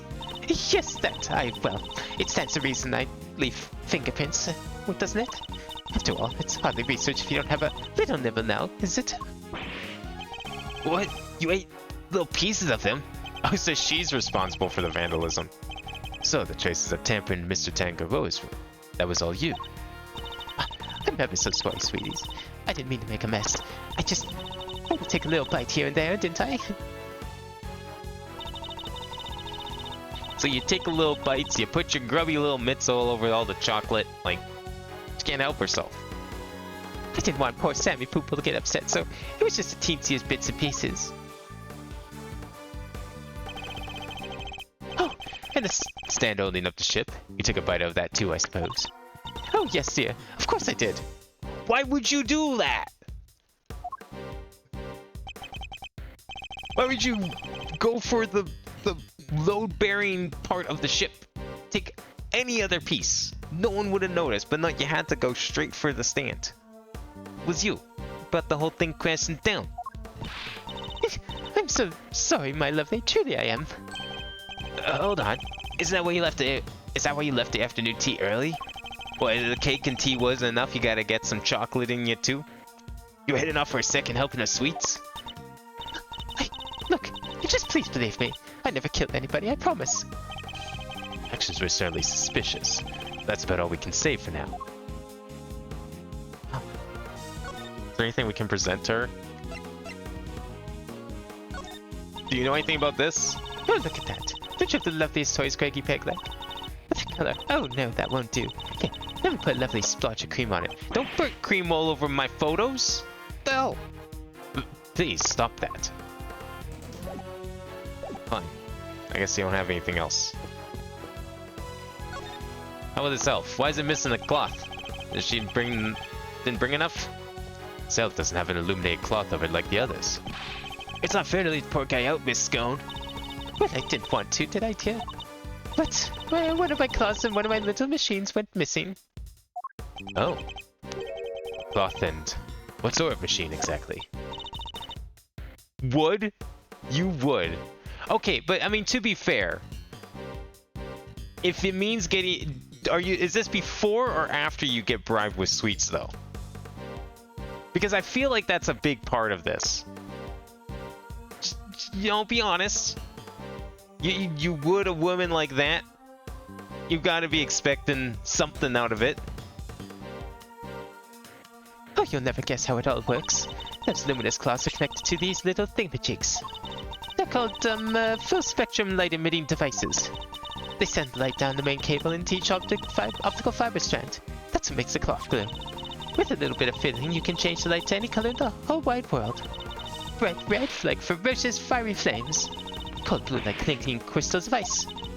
They have these special batteries that last for a donkey's years, and they don't mind the cold at all. Forgive me. So these machines, they... What makes the special luminous cloth light up in all those beautiful colors, Mr. E? I see. So much new technology, I can barely keep up. So these light-emitting devices, you lost one of them? With a piece of luminous cloth? Oh, that's right, Lambkin. Heaven only knows where that could have gone. See me soon. Alright, well, see you later, I guess. I guess you're off to enjoy some chocolate. From you-know-who. This cloth could have something to do with the case. So I think we know where this cloth went. Special color-changing cloth belonging to Scone. She has lost a roll of it, along with the device that powers it. Although we don't know where the device is. Anything else in here? Oh, a ladder! Very important. What's the matter? Something weird about the ladder? It's not a ladder, Detective Bat. It's a step ladder. Yeah, same difference. Far from it, actually. You know if you observe their basic natures more closely. Amazing, Mr. E. I'll have to remember this for future reference.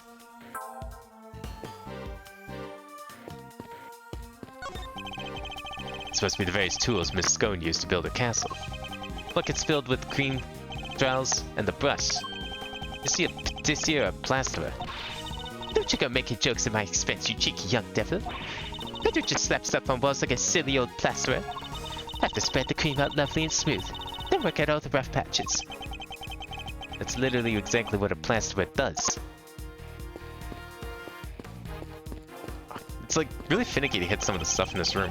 I got like really tiny detection areas. Before the sweets, also showing exactly when you yelled wood. I got such a big kick of it. Just to see what she said. Alright, it says here I gotta go to bed. Alright, well have a good night. Thanks for stopping by. The 4 adorable elves in the sweetest little castle made of sweets. So that's the theme behind Miss Scone's creations, huh? Unlucky for her, things aren't quite as sweet as around here as she's trying to make it out. Yeah, also unlucky for her, she was about to break the rules by using all these rock crystals and glowy cloths. Nothing else here? Hey, don't turn around! Don't turn around! You turn around, you'll eat it. Can't eat the castle. Don't eat the castle. I guess he's watching his sugar intake. Also, you know it's a crime scene. Probably don't want to be eating the evidence, as tempting as it is. This would be a shitty case to work on. All this candy and chocolate. Can't eat any of it. Nothing else around here, but then why is it telling me to look like it's not checked off. Doors look nicely decorated now thanks to the beautiful cloth around it. Cloth which we found inside the castle. A welcoming doorway makes a welcoming home. That's just common sense for us detectives. There's a man who just trampled all over the castle's entranceway. But I'll hold my tongue for now. Okay, that's gotta be it then. Yeah, okay. So that means there's something else? No, you're also done. Oh, I guess I need to do logic then. Yes, we still have, oh, we have lots of logic. Okay. High temperatures. Runny cream.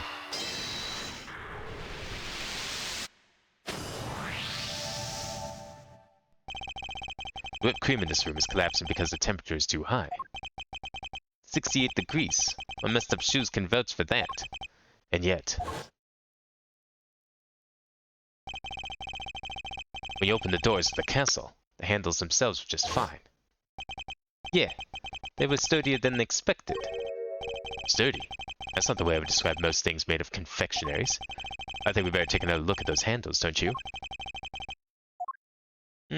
Okay. What the? I think it's safe to say those handles aren't made of candy. Man, what a rule breaker. It says right there in rule number 2, don't use inedible objects. And our castle's full of them. Can't believe this. Not just the handles. The whole castle, the little elves, they're all just plastic models with whipped cream smeared on top. Wow. Kind of a sham, isn't she? I mean, it's good work. She's very good at laying out that cream, but that's all she can do. Well, I don't know. What? So that is confectionery is art? This is confectionery art after all?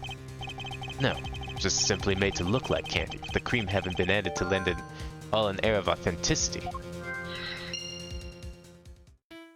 I see. Scone's rule breaking. All the fake confections. So not only did she use decorations that were against the rules, she didn't even make any real sweets. Miss Scone made a mockery of the rules.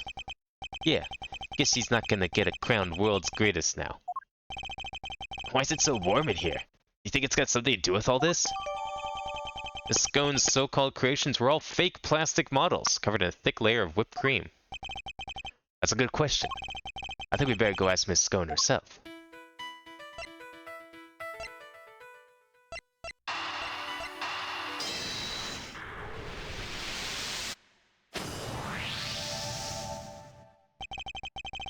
We know that the victim was struck and killed by something blunt. We found blood on one of the lamps. Just a smashed bulb inside. Could the lamp not have been the murder weapon? For sure. Could definitely do enough damage to kill someone. Yeah, that's like, those rocks are hard. I mean, they're actually rocks. Those crystals ain't fake. Yo, science guy. Did you finish analyzing the blood from the lamp yet? Yes, sir. Just got done a minute ago, sir. The blood's the victim's. No doubt about it. There you have it. Well, there's our murder weapon. Pretty good choice. You know, it's blunt. It's got a little bit of sharpness to it and really dig in there. Very good choice. Whoever did the murdering, you picked a good weapon. So the murder weapon was hidden in Miss Scone's room. I'm beginning to think we may need to add her to our list of suspects. There's a possibility. Why don't we ask her? Did you do it? Miss Scone, why is the temperature of your room set to 68 degrees? Because I hate the cold, don't I, dearie? And besides, being chilly's no good for a girl. If I'm to keep my fresh-faced complexion, I've got to be careful about these things. We ladies have to stay young, don't you know? How is she really, though? That's what I'd like to know. It's not polite to speculate on a person's age, Eddie. But most of your work is made out of whipped cream. And whipped cream needs to be kept at 50 degrees so it starts to deflate. Is that so, dearie? Well, silly me, eh? I've only gone and made a whoopsie. Wait, she really didn't know that? Is this like her first time baking? Baking? What class confection of my foot? Not only did she break the rules by using fake candy, she's ignorant of basic facts about her supposed craft. Miss Scone grows more mysterious by the minute. How did she even get into this contest? Like, what were the qualifications to attend this thing? I guess guess we'll just do another logic here, and then we'll probably get the final step.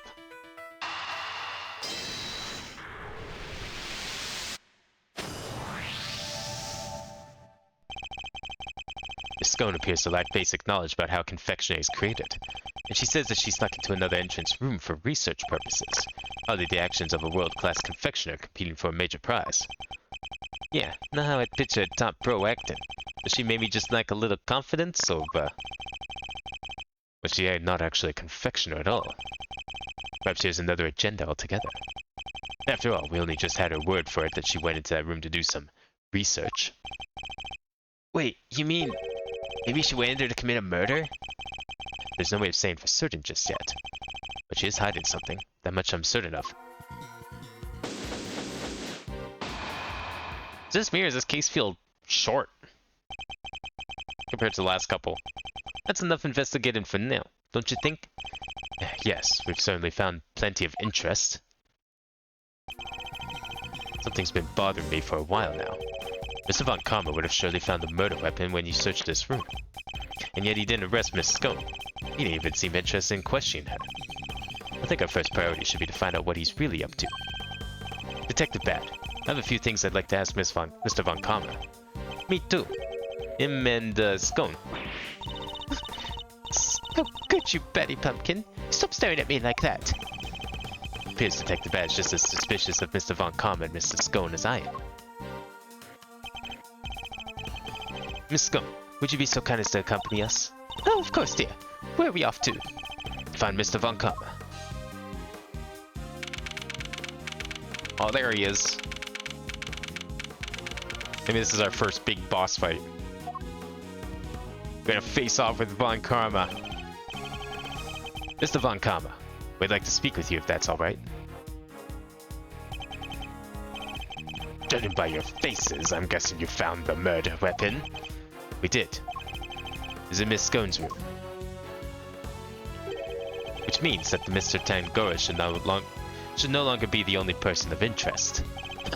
Nonsense. It doesn't matter where the murder weapon was found. Tangoro is guilty. And as long as this is my case, guilty he shall remain. I can be so sure of Mr. Tangoro's guilt. You have an explanation, I assume, for why the murder weapon was in Miss Scone's room? Of course I do. And I'll be delighted to share it with you.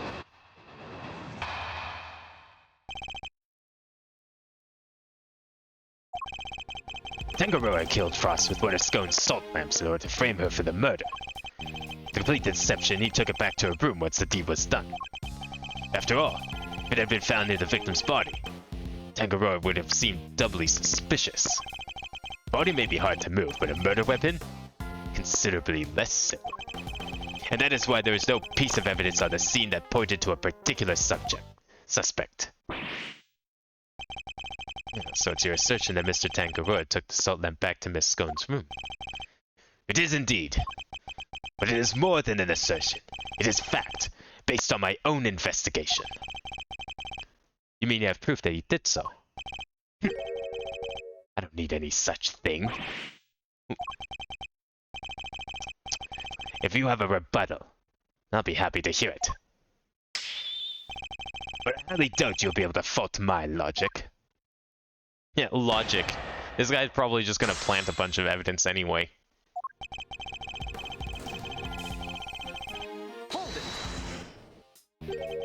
So he took one of the salt lamps from Miss Scone's room back to his own.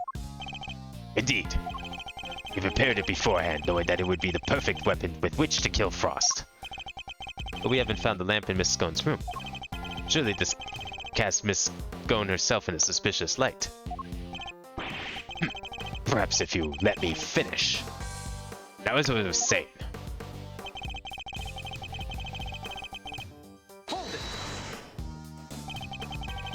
You're talking about the lamp made of rock salt that was hidden inside the Candy Castle, correct? Precisely. I was the one who found it. So be grateful.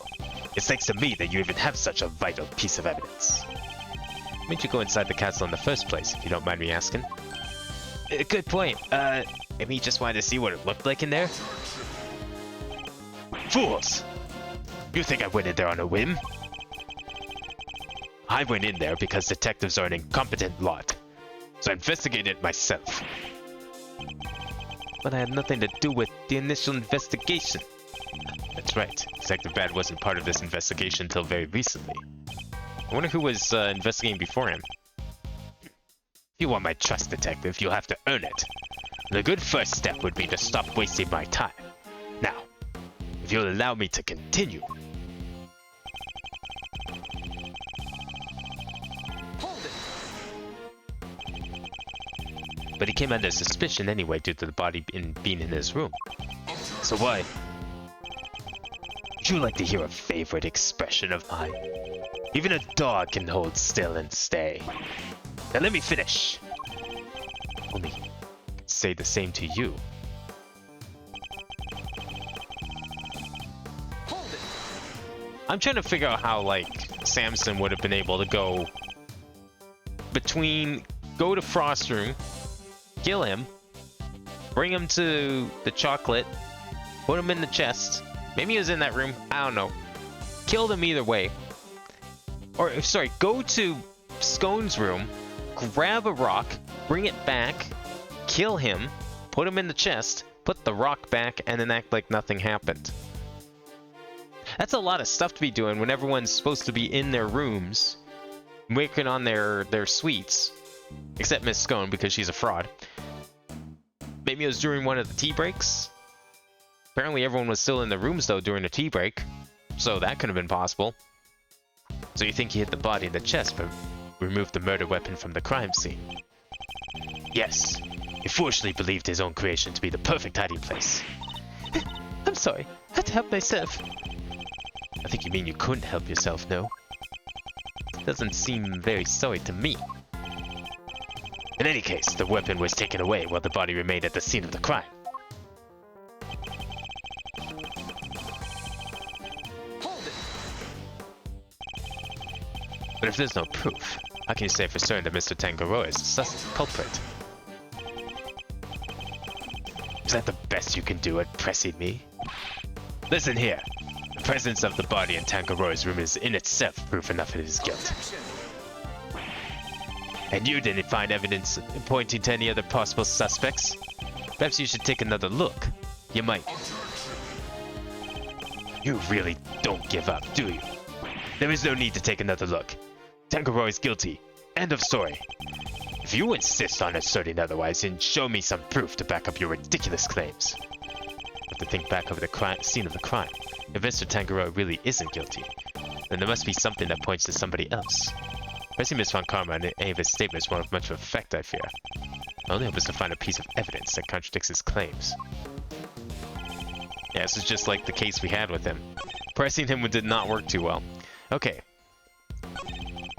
Complete steps she took back to her room once the deal was done. Killed Frost once, owns a salt lamp in order to frame her for murder. Okay. Yes, the salt lamp is highly likely to be the murder weapon because it has the victim's blood on it. Complete steps she took it back to her room once the deal was done. Maybe. We don't know where the guy was killed yet. He could have been killed in the chocolate room. Could have been killed in Scone's room. Hold it. Could have been... Oops, I didn't mean to press that. Could have been killed in any of the other rooms, really.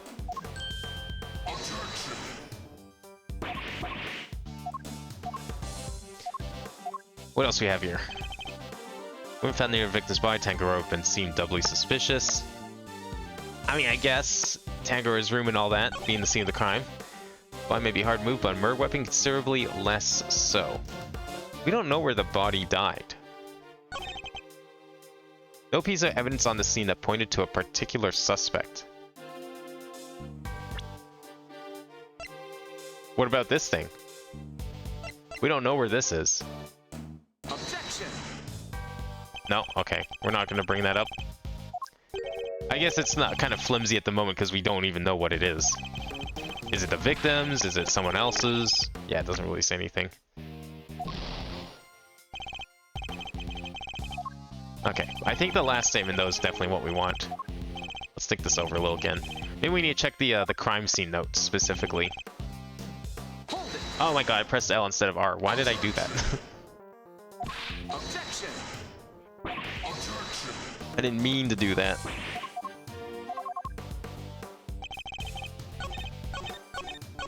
Okay, present. What else we have here? Solid found in Scone's room, stained with the victim's blood.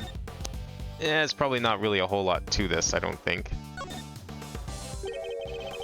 This lamp isn't working. No, unfortunately, it appears to be broken. Would have been nice to see it all lit up just once. Miss Scone said it's good for relaxation, right? I could use some of that. Perhaps I'll get one for the office.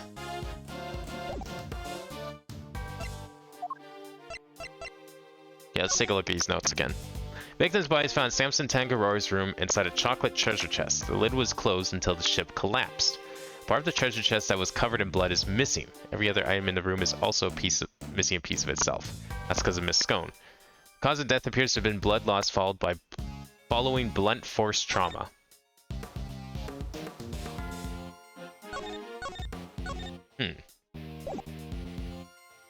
No piece of evidence on the scene that pointed to a particular suspect. Body may be hard to move, but a murder weapon considerably less so.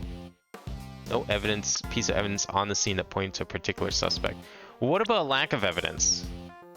Because we know that, like, the piece with the blood stain on it's gone. But, oh no, this was there. Right. Objection. The easy one. Let's not overcomplicate things yet. Not quite that far into the case.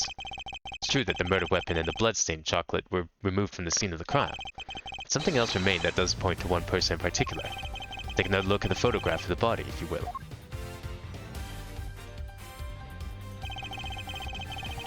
The cloth covering the victim's lower half. Is that not one of the same luminous cloths we found in Miss Scone's room? Whoa, what's that theory? One of my lovely colorful cloths? At the scene of the crime, you say? Luminous cloth. Nonsense. I see no light to speak of. I guess he doesn't know how it works. It may look like ordinary fabric at first glance, but that's one of these light-emitting devices. And the difference soon becomes apparent. Look at his face. I don't think he was expecting that. The fact that the cloth can be lit up is neither here nor there. I have to show why it's important. One of the rows of cloth in Miss Scone's room went missing. And if you look closely at the blue cloth in the picture, would you say it's clearly made of the same material, Mr. Von Karma? Salt lamp and the luminous cloth both belonged to Miss Scone. And seeing as the body was wrapped up in said cloth, surely even you have to admit that's suspicious. Mr. Von Karma, I think it's time to accept that a number of factors point to Miss Scone as a person of interest.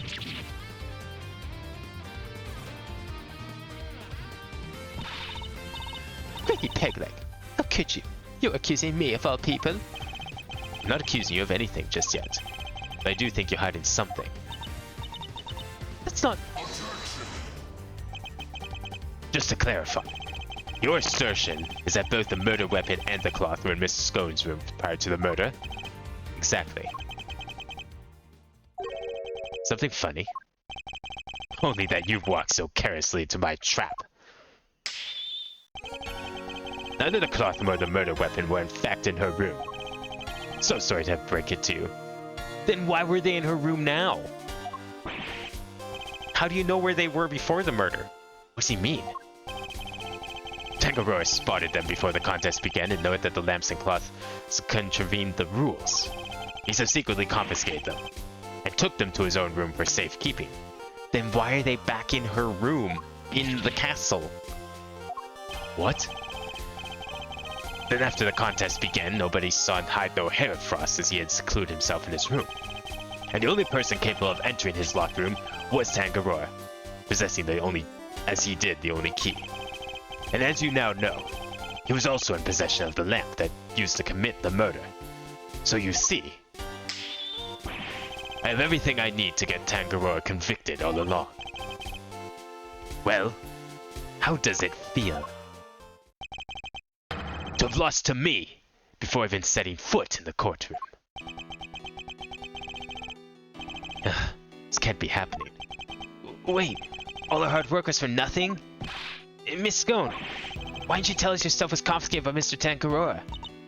And how'd you get it back? I think she just got it back now. Well, dear, Winnikin said that if I spilled the beans, I'd end up being the one under suspicions. Mr. Von Karma said that? If He wasn't wrong now, was he? You two accused me yourself just a second ago.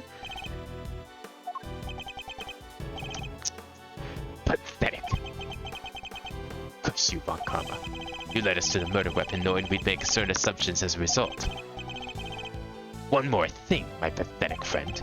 There are 2, and only 2, sets of fingerprints on the murder weapon. 2. Yes, those of Delicious Scone and Samson Tangaroa. No others were found. Gloves, anyone? Tangaroa used the lamp he had confiscated to murder Frost. He was foolish enough to hide it in Scone's room without first removing his fingerprints. At this rate, no one will even need to testify. My perfect evidence will do all the talking for me as I secure his guilty verdict. Objection. Wow, he's really confident. He's not going to have to forge a single piece of evidence. But wait, what about the luminous cloth that was left behind in Mr. Tangaroa's room? What about it? He probably meant to return it after disposing of the body. So he decided to instead use it to cover it up? I don't have enough to disprove any of what he's saying. No more pitiful objections. Then get out of my sight. And close the door behind you. Mr. E. Not about to just give up. I see you mean to waste more of my time. Bad. Escort them off the premises. Now. This investigation is not over yet. Bad. What is the meaning of this? Sorry, but I'm not in the habit of leaving cases half solved. There's still, one last thing from the crime scene we haven't identified. He's right. We still have the evidence of somebody's activities to account for. We can discuss your lingering doubts at our leisure, detective. Whatever they may be, they're no business of the defense's. Objection. I beg to differ. There's plenty of evidence I'm still not satisfied about earlier. I suspect it might be the same thing that's bothering Detective Bad. What? Since he had identified something that was left in Mr. Tangaroa's room. Oh, this thing, right? Take that. Oh. But we haven't, though. That's true. I'm thinking it might also be the handprint. I was originally thinking the handprint, but then I forgot that we had the little seal thing on it. I'm actually surprised it's not the seal, personally. It's probably the handprint, because I think that's the only other thing in there.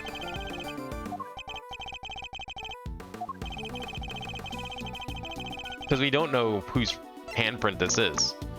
Someone left finger marks on chocolate frame but didn't leave any prints. Take that. They're finger marks on one of Mr. Tangaroa's creations. Supposing they belong to the murderer. Could certainly explain how their prints ended up on the murder weapon.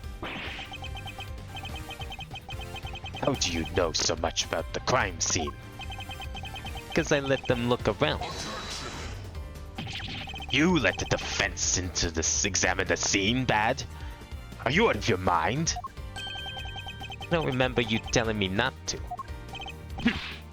Insolent worm. You would do well to remember this, then, Detective. That the results of your next salary review are up to me. Oof. Detective Bad's in trouble now, too. I'm sure you're glad you're my boss, Mr. Edgeworth. And you do well to remember that the results of your salary review are up to your performance here. A mere attorney uncovering such a fact based on cursory investigation. I'm almost impressed. But it's entirely possible that those finger marks belong to Tangaroa. After all, he wore gloves while preparing his creations. Objection. But can you prove conclusively that the finger marks are his? Furthermore, there's still something about Miss Scone that doesn't add up. Is there? Or are you simply not prepared to admit defeat? Stop it, Cracky. Stop it, stop it. Why are you being so mean to your poor old pal Delicia? I earned up to nibbling poor Sammy Pete, who both sweeties. What more do you want? I don't want to have to make you a suspect, that much is certain. But you lied to us. And you're still not telling us everything. Greggy, stop it. Stop bullying me. I'm sorry, but you don't even know the temperature whipped cream should be kept at. What kind of professional confection doesn't know something as fundamental as that? I'm sorry, alright. I'm sorry, I'm just a silly, muddle-headed girl. What more do you want me to say? I don't think you're muddle-headed at all. I think you were never a confectioner in the first place. Enough! I'll thank you to keep your baseless accusations to yourself. Evidence is everything in a courtroom, in case you've forgotten. If you're going to accuse a witness of perjury, then I demand you present something to back it up. But she's not under oath? This isn't a courtroom, is it? Nevertheless, what proof do I have that Miss Scone doesn't know the first thing about making desserts? Proof that she doesn't know anything about desserts. Well, probably this, the fact that she hasn't made a single dessert. All she does is make whipped cream. You know how easy it is to make whipped cream? You take some cream, you pour it into a bowl, and you whip it. That is literally it. It's all you need to do. Maybe add a little sugar to it. Maybe add a little vanilla. Some other flavoring if you want. That's all you need to do. Anyone can do it. Don't need to be a master chef. Every single one of Miss Scone's creations breaks the rules of contest. The offending items, the cloths and the lamps, were duly confiscated, as we have established, and the witness did not go and bring them back to her room herself. Oh, he's scared already. You know how long it took for Phoenix to put him on edge? Meanwhile, Gregory here has him on edge in like 5 minutes. Those weren't the only rule-breaking items in her room. What? It's our fantastical world Miss Scone created. Every last bit of it. It's all just a collection of plastic models slathered in whipped cream. That cream is the only authentic confectioner in the room. No real-world title contender would ever stoop so low. Is this true, Bad? Yep, saw with my own eyes. Stepped in it with my own shoes. Did we finally convince him? Their lies exposed like this, surely she can't continue to deny the facts. Miss Scone, your actions place you firmly on a list of suspects. No dear, I'm no killer. Then why don't you finally start telling us the truth? Who are you really? And why were you tampering with your rival's work? All right.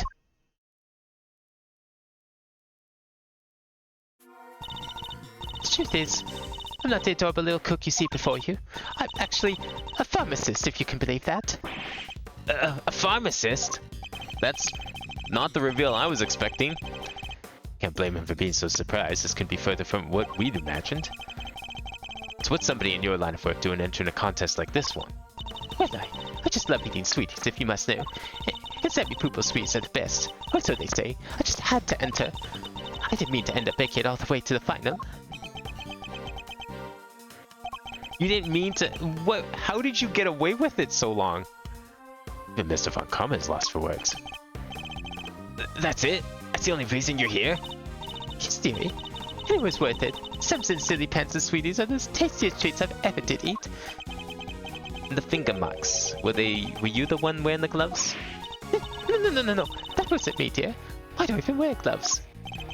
Remember, Miss Gunn's fingerprints were found elsewhere on Mr. Tangaroa's other creations. I'd say that points to her not having worn any gloves. Exactly, Lambkin. And Greggy Pegleg still got the right end of the stick. I'm an innocent woman. Is your head filled with cream too? Sorry, mannequins. Her head may not be filled with cream, but she's certainly no master of subterfuge. Miss Gunn, were Mr. Tangaroa's works the only ones you sampled? No, dear. I couldn't help myself. When I finished after my afternoon tea, I tiptoed over to Chillywink's room for a little taste, too. You were in the victim's room, too? Yes, dear. Nobody was in there, you see. Quite possibly because the occupant was already dead. I couldn't stomach one little bite. I've never had tasted anything so salty in all my life. What? What do you mean salty? So I had myself one of the tasty star-shaped bits off to the side to cleanse my palate. You have quite the sweet tooth, don't you, Miss Scone? Indeed. What didn't she sample? That's everything, I promise. Quacky pickles, mannequins. I'm so sorry. I didn't mean to make a mess of things. As long as what you've told us is the truth, that's all that matters in the end. Do not think for a second that this means I myself believe you. I'm going to investigate the victim's room now. We'll see how truthful you've really been after I'm through. Mr. Von Karma, please let us accompany you. I think it's only fair that we be allowed to investigate the veracity of our conclusions. Accompany me if you like, but don't think for a second you'll be permitted to conduct your own investigation. We'd like to accompany you all the same.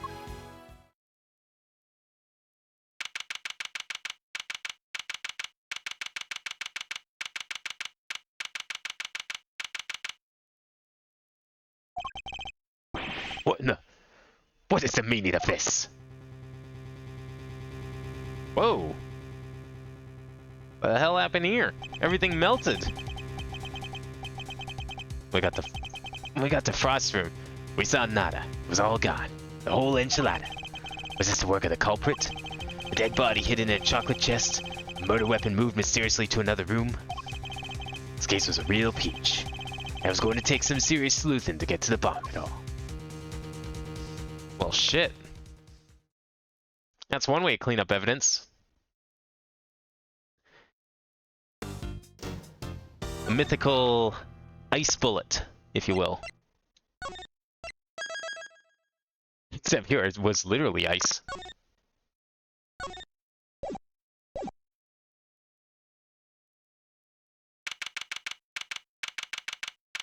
Oh, we're going back to the present. Okay. So it's not just the past on this one. I like it. Whoa, went deep on that one. Sorry, Mazarino. Didn't mean to bend your ear for so long. I had no idea how it all came to about. I read the files, but they don't go into anywhere near that level of detail. I bet they paint things in a much rosier light for the prosecution, too. Buckham was the one in charge, after all. What happened with the case after that? Well, what with the ice sculptures vanishing from the victim's room, yeah, things hit a bit of a rough patch. So rough, in fact, they took a full year before they could even reach a verdict in the trial. A year? This was back before they brought in the whole initial trial thing. You didn't have to finish up in double quick time like you do nowadays. I see. Did they ever find out how the victim's creations managed to just disappear? Well, there were sorbets or frozen desserts or whatever you want to call them. Ice, in other words. If it's made of ice, it can melt. Which is exactly why they concluded must have happened. There's a chance that wasn't how things actually went down. What do you mean? So this place is a gallery these days, but back then it was Samson Tankero's place, yeah? Indeed. And the site of the IS-7 incident. Well, word is frost sculptures are suddenly back on display, 18 years after that fateful day. What? The very sculptures the victim made? Who knows? Could be they're just modeled on the originals. But I figured it was worth coming down here for a little look-see, just in case. Seems like the least I could do for poor old Gregory. Well, alrighty then. Let's go take a look at those icy marbles, shall we, kiddo? I believe they're on display in the Winter Wing, as it's very snazzily known. Hey, crafters, how's it going? Welcome.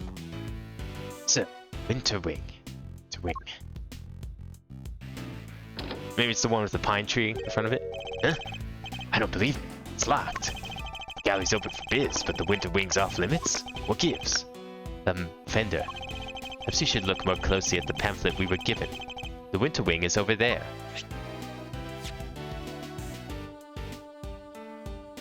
What? Why there? Look at the trees. I don't blame him. I can't blame him. What, any sane person would have assumed that the Winter Wing is the door on the right, not the door on the left. It is? Freaky. Could have sworn it was this one. Anywho, shall we? Time to dive on in and see what we should have seen 18 years ago. Oh, some pretty sculptures. Not sure I would call them edible, though. I doubt these ones are made of any food. Oh, is that who I think it is? See the skill of keeping as chilly as all heck in these rooms. I'm about to turn into a popsicle stick. It is the Winter Wing, you know, but you're right. It's like a freezer in here. I wonder why it's a freezer in the room full of ice sculptures. Anyone got any ideas? I don't know. I couldn't possibly think of an explanation for this one. Could be a trick of the lights, but it feels like the whole room is made of ice. Temperature controls will be somewhere at the back there, if memory serves. Wait, we're just gonna crank it up? Hey, Master. Can you go peek the creed count? I'm thinking a complaint to the management is in order. There is such a thing as too cold, yeah? Alright, if you insist. Take your time, mosey around and take in the sights while you're at it. I've got a camera I need to prep for action. Feel like your pop might appreciate a picture of all this. I'll put it on his grave so you can have a gander. Of course. Well, it's weird, like, not being on a case, technically speaking. So how about this? Screaming, oh no, it's supposed to be work of that villain Damask. Yeah, and I go, that's me, the legendary Master Mask. Yeah, and then, no, say that and you'll be in cuffs before you can blink, Ronnie. You've got to take this more seriously, otherwise, how are we going to get this to market to sell? What exactly are these two plotting? Don't worry about it. You're already wrapped up in enough thieves. Don't need any more. Boy wearing a backpack. What's he doing at an art gallery on his own? She wanted to run a gallery so bad she just quit the industry? I don't get it. I just don't get it. Does this boy know the owner of the gallery, perhaps? Should I know who this person is? I feel like this is another Easter egg, but I don't know who that kid is. Maybe some other game? Maybe he's from, like, Ghost Trick or something. Perhaps.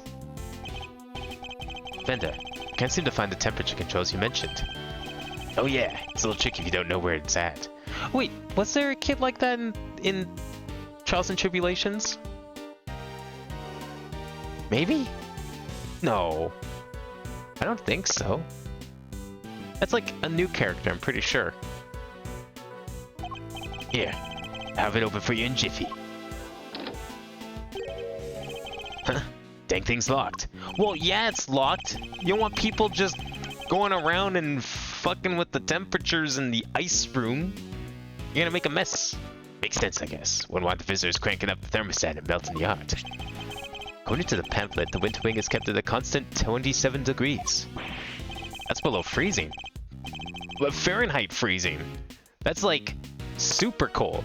They're in here, it's like minus 20. Okay, that's a lot more reasonable to be upset about than the plus 15 that they were working with in the past. Ooh-wee, that's colder than a snowman's cold bits. I'm gonna freeze to death in here. Guess there's only one thing for it. Somebody's getting a snuggle. Hey, what's with the icy stare? You want me to freeze to death? No.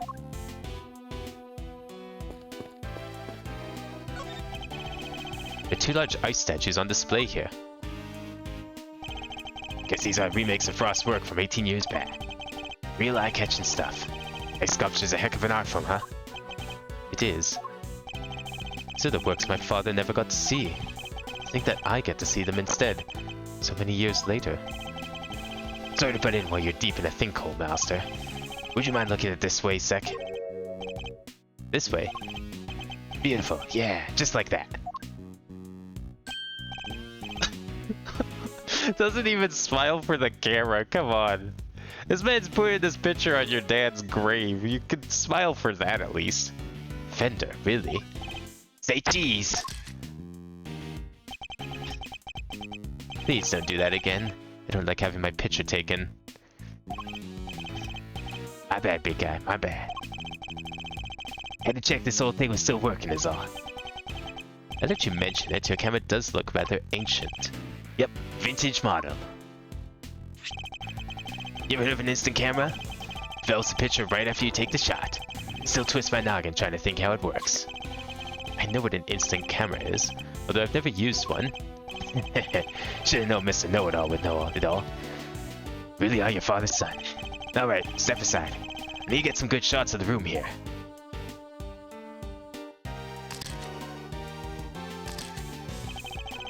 While he's joking, he looks very serious about the pictures he's taking. He must have his own theories about the I-7 instant.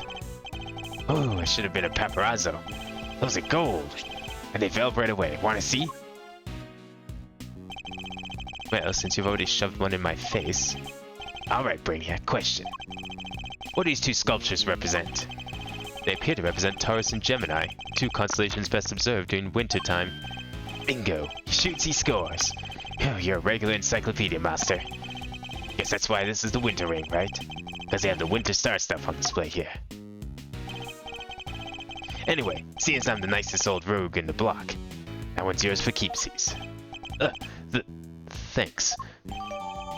Statues matching those made by the victim 18 years ago. Wait, why do we need them? What are we gonna do? Solve the case? You telling me this case was never solved? So the victim made these same Zodiac statues out of flavored ice for the contest 18 years ago? Sure did. Lovingly crafted life-size desserts. I never saw the old ones in photos though. These are the spit-in of the originals. So this is what you wanted to show me. Yep. Think Gregor would have wanted you to see him too. And, may not have had it in me to come here on my own. Sorry to drag you along. Not at all. I'm happy to be able to see when my father's final case unfolded. Good to hear you say so, Palio. What say we grab another quick snap to commemorate this heartwarming occasion? Absolutely not.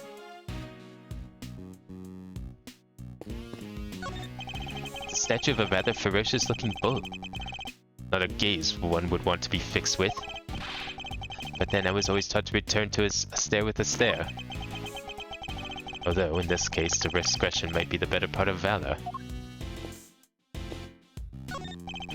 There's a huge block of ice on display here. Must be incredibly heavy.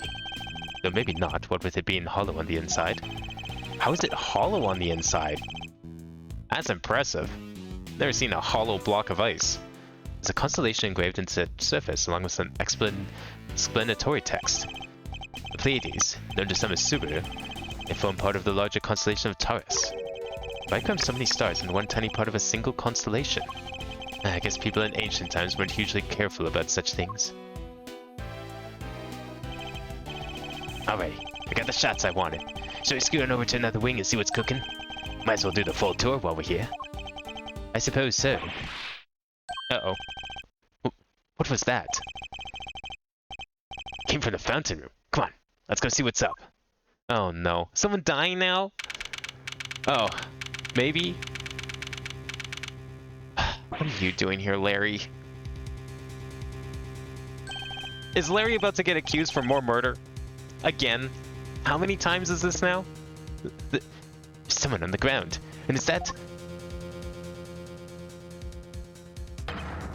Larry, what are you doing here?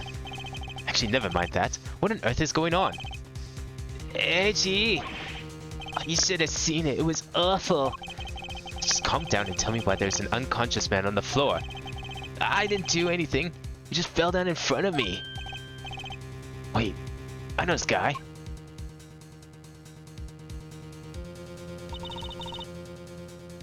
Is everything alright? Don't you know it's rude to make a racket in an art gallery, you naughty boys? Wait, this smell. He's still breathing, but I know these symptoms. It's not safe, Miles. We need to get everybody out of here. Everyone with me. There isn't a moment to lose. There's poison gas coming out of that room. Okay.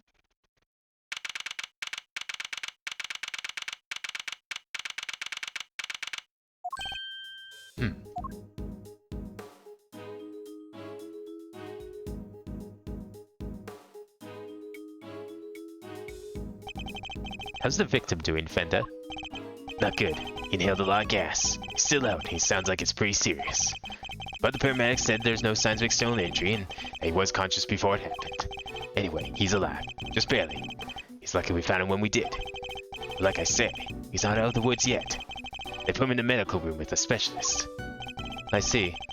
I couldn't help but notice it seemed like you knew him, Fender. Sure do. That was Carmelo Gusto. He was here back when the whole IS-7 thing went down. The confectioner. But he was here 18 years ago too. Anyhoozles. This guy here seems like he's in a rude health. Old pal of yours, Melzerano? Yes, something like that. I'm glad you're okay, Larry. Something like that. Are you serious, Edgy? You've known me since elementary school. Crush the guy's feelings, why don't you? Anyway, you know you're supposed to call me Lauri's Dunim when I'm dressed like this. So no more Larry, okay? Got it? Can't believe he's still, like, insisting on whatever the fuck this is. What happened to the security guard thing? This is Larry Butts. He's a bit of a troublemaker, but he's one of my only friends from back when we were little kids. Ever since he developed a passion for art, he's been trying to make it big as Loris Denim. But new name or not, he's still the same old Larry. Whoa, grade school buddies. I need to go tell Gregory about this. He'll be over the moon to hear you have a pal. He was always worried you never click with anybody. What, you telling me Larry never got invited over to Edgeworth's house? You that, Edgy? You're lucky to have a friend like me. Never knew I was the cause of such worries for my father. Why don't get Phoenix in on this? Introduce him to Phoenix. Never mind that now, Larry. What are you doing here? Laurice, Edgy. How many times do I have to tell you it's Laurice? What are you doing here? Ugh, so the demon eyes. Alright. I'll talk. Stop looking at me like that. Good. Now talk. You wanna know why I'm here? Oh, what the heck do you think? For my art, of course. Oh, and I'm coming on a date here with Lulu soon, so I thought I'd better scope the place out. So no, not actually for your art at all. Luis, my man, an artist and a romantic. You'll have to introduce me to this lady friend of yours. Oh sure, it's nice to have somebody take an interest for once. Spare me. Oh, by the way, Luisio, did you notice anything when you found the victim? Nothing in particular. Didn't you say you'd seen something awful? Oh, that. The old guy, he just appeared and then splat! He was on the floor, scared the life out of me. But for once, I had nothing to do with any of it. Don't look so proud, that's the least we should be able to hope for.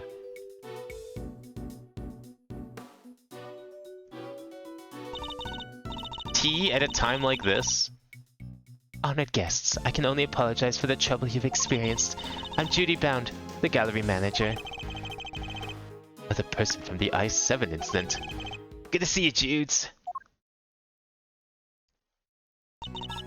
Mr. Fender, it's always a pleasure. She was at the reception desk when we arrived, so she's the one in charge here. I can't believe you had to go through something so awful. And on your first day in business. Hey, quit that. It's not your fault. Oh wait, I guess I better introduce you guys. Judy, meet Miles Edgeworth, son of the late great Gregory. Really? You're Edgeworth's son? Well...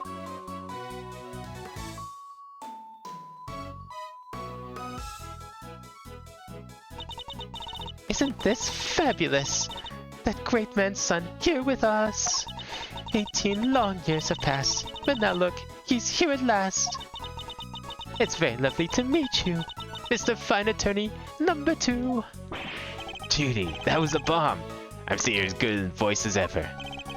Miles Edgeworth, Prosecutor. It's a pleasure to meet you. Oh, you're Prosecutor. I'm so sorry. Forgive me to jump into conclusions. She's very polite, but there's something strange about her. Hey, Judy, can I, get an autograph? You can write it in here. Get his fucking, like, little kid sketchbook. Well, if you're sure you'd even want such a thing. Why do you want it, Larry? Rude. You know who she is, right? Come on, Master. You don't keep up with showbiz news or nothing? Guess that's no big surprise. What's going on? Why are they looking at me like that? Judy here's a living legend.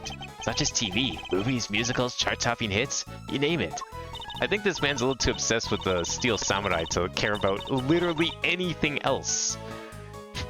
Oh, don't be silly. I'm just a humble art gallery owner now. I finally quit the biz for good. I finished shooting my last movie just the other day, in fact. Some of my co-stars were even kind enough to say that they would come visit once we opened. Anyway, here you are. And good luck with your artistic endeavors. Thanks so much, Judy. I'll treasure it till my dying day. You and me are a peas in a pod, Luis. Peas in a gosh dang pod. How lovely for you both. Larry, could you go practice your drawing somewhere or something? You did come all this way to the art gallery after all. It'd be a shame to waste the opportunity.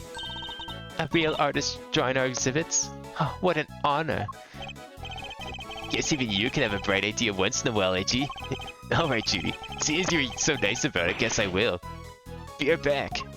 You know, I just realized he's carrying around a sketchbook, but he's also carrying around a paint palette. Like, make up your mind. What are you doing? You painting? You drawing? You can't be doing both at the same time here. He's a real live one, that one. That's one way of putting it. I can only apologize. By the way, there's another woman with you before. Where's she now? Oh, you mean Delicia? Delicia Scone. She's in the medical room helping to care for Mr. Gusto. I call it the medical room, but it's nothing quite so grand, of course. I couldn't stay with him as I'm the only one on staff, and I can't leave the gallery unattended for long. Delicia Scone. We've heard that name before, haven't we, Fender? Sure have. Sounds like our IS-7 bingo card is complete. Something tells me this isn't a quink-dink. Perhaps I could offer you gentlemen a cup of tea? Dropping the old duty-bound special blend? Why not? For old time's sake. That would be lovely. Thank you.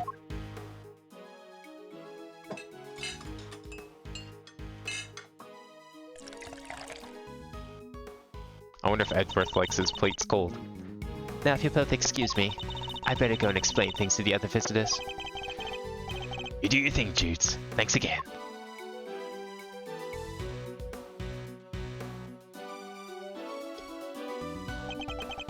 This aroma. Ceylon, I believe. Let's give it a try. This is a fine blend. A top quality Ceylon indeed. It's citrus aroma. Said to improve one's ability to concentrate, right? Your old man said those exact words 18 years ago. Really takes me back. Just one difference. Juice cooled the saucers back then. Not today, though, it seems. Anyway, don't you think this is all a little odd? Every single person from an 18-year-old case all assembled in the same place at the same time? Yes, it almost feels like an investigation is in order. Oh, it looks like we have a mystery, all right. Mr. Edgeworth, sir, you're right. Mr. Edgeworth, Mr. Fender. We heard you got caught up in a poison gas attack, so we came as fast as we could. Well, if it isn't the cavalry. Come on, team, bring it in. No way. Besides, you're both doing just fine. Gummy and I got ourselves all worked up over nothing. Detective Gumshoe, what were you thinking bringing Kay with you? Sorry, sir. I knew it was dangerous, what with the poison gas and all, but she wouldn't take no for an answer. I ran and I ran and I ran and I ran, but I just couldn't shake her off. When it comes to running away, the great thief is right here is the world champ. And run away. Don't chase the poor detective.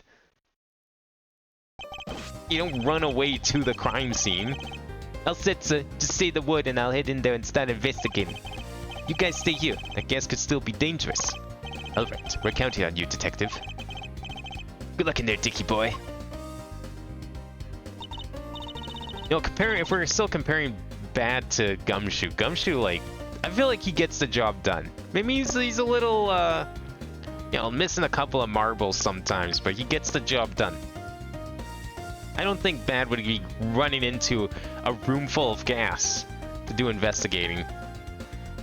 No way, Gummy almost looked like a real detective. I'm so proud of him. But he is a real detective.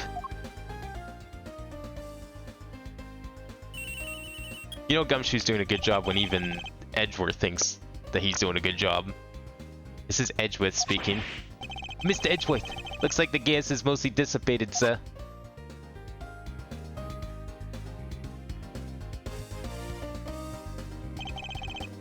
Very good, detective. Now calm down and tell me what you see.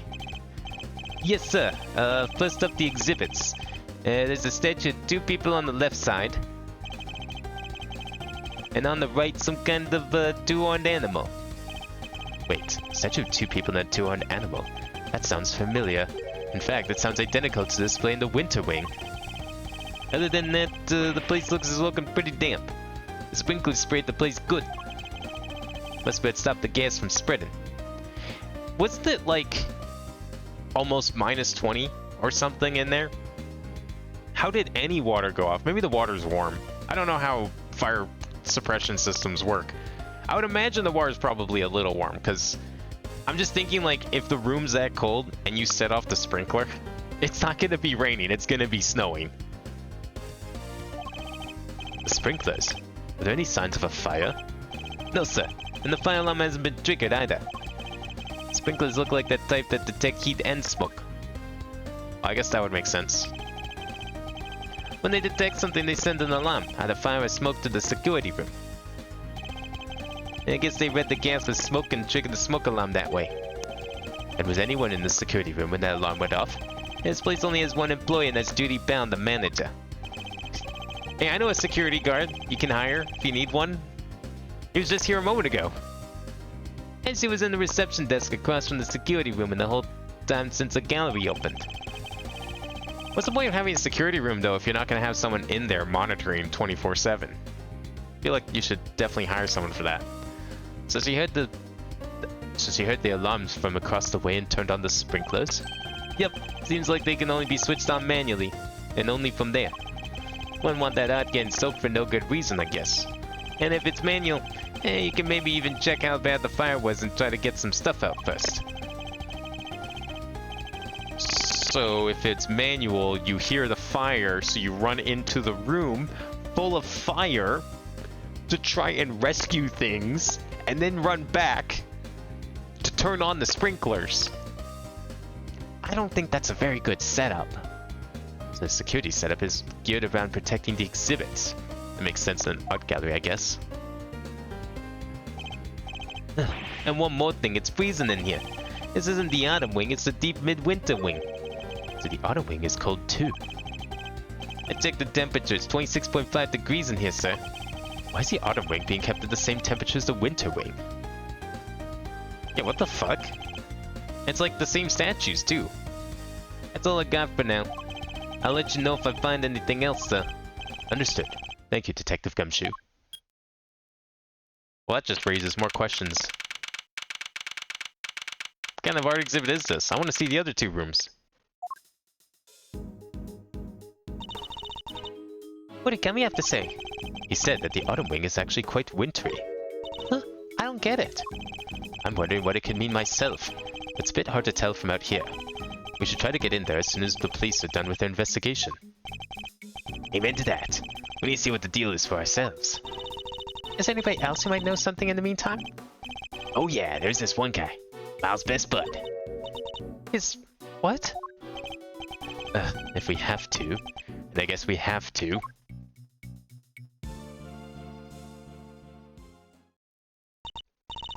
Wait, that's... Hey, didn't expect to see you here. You're looking as fresh-faced as ever. Yeah, long time no see. Larry, right? So, here's the deal, Kay. I'm Maurice right now. You see, I'm also a bit of an artist. Ah, such an alias? I like it. Good to see you, Maurice. I always knew you were a nice, thoughtful kid. Unlike some people. I have some questions for you, Larry. What the... How am I a suspect? Just because I found the guy doesn't mean I did the crime. I never said you did. I just need you to tell us what you saw. Besides that, he's probably not even on the case. You said you saw something awful. How so exactly?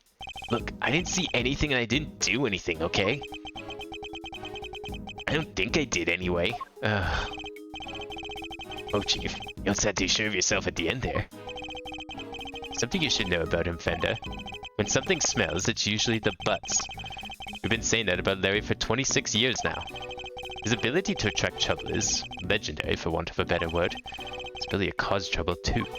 I suppose I'd better find out what he did this time. Questioning Larry's like... it's a trial. Oh, and now we get to play chess with Larry? Why even bother? Our aim is to uncover anything that Larry might be hiding. However, I didn't see anything and I didn't do anything you can't prove otherwise. Whoa! 3 pieces! It was impossible for him to keep his cool. I need to bide my time while he gets agitated and wait for him to calm down. Let's stop by asking him to go into detail about what he's doing here. Shouldn't prove too much of a challenge. Let's get this over with.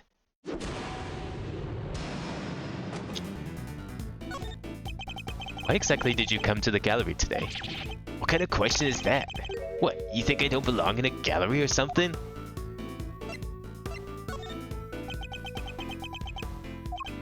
Hey, if you're gonna ignore me, then I'm gonna paint your portrait. And when I'm done, I'll scribble all over it. Okay. Just admit it. Admit that your testimony is riddled with inconsistencies. We haven't even gotten started yet. Alright. I guess he's gonna need more than just one wait. We're gonna have to wait even longer. Shit.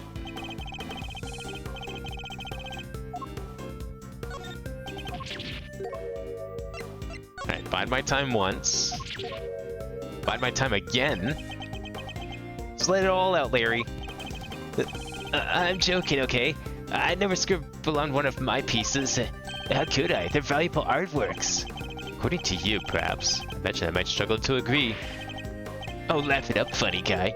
Luckily, some people actually believe in my work. Still going. She's called Lulu, okay? She says my pictures are masterpieces. So if she likes something, I'll draw it for her. Anything. Anything at all. You know, if he made that thinker statue way back when, why didn't he just keep becoming like a sculptor? That thinker statue was actually really good. And the person that had it, you know, actually liked it. Should have just kept doing that. Where is this Lulu? How come you're here alone? Well, a guy can't be apart from his girlfriend for 1 second? I have my own life too, you know. I feel like we're still going. Fine, Lulu says she's a Gemini, okay? So I thought I could do a sketch of the statue to show on her date. Why not bring her on the date and, like, she could watch you draw? I'm sure she would like that. And I expect you're pretty proud of this sketch? Not so much this time, actually. But, you know, it being her sign and all, I just thought maybe she'd kind of like it. How very like you to try to tell me nothing and give me so much away in the process. So to summarize, you came here today to draw a sketch of the Gemini statue for your girlfriend, Lulu. What? How did you figure all that out? Classic Larry. You're an incessant predator. You can't help yourself, can you? Fine, I won't say another word. Larry may want to keep his mouth shut now, but I'll have my answers one way or another. Let's ask him what he did after he arrived at the gallery. You'll soon see what he's hiding. It's just a matter of time. Alright. Tell me what you did once you arrived here. What's the big idea? Why are you staring at me like that? I don't remember. I didn't have a pamphlet, so I didn't know what was where. I just kind of hung around by the fountain.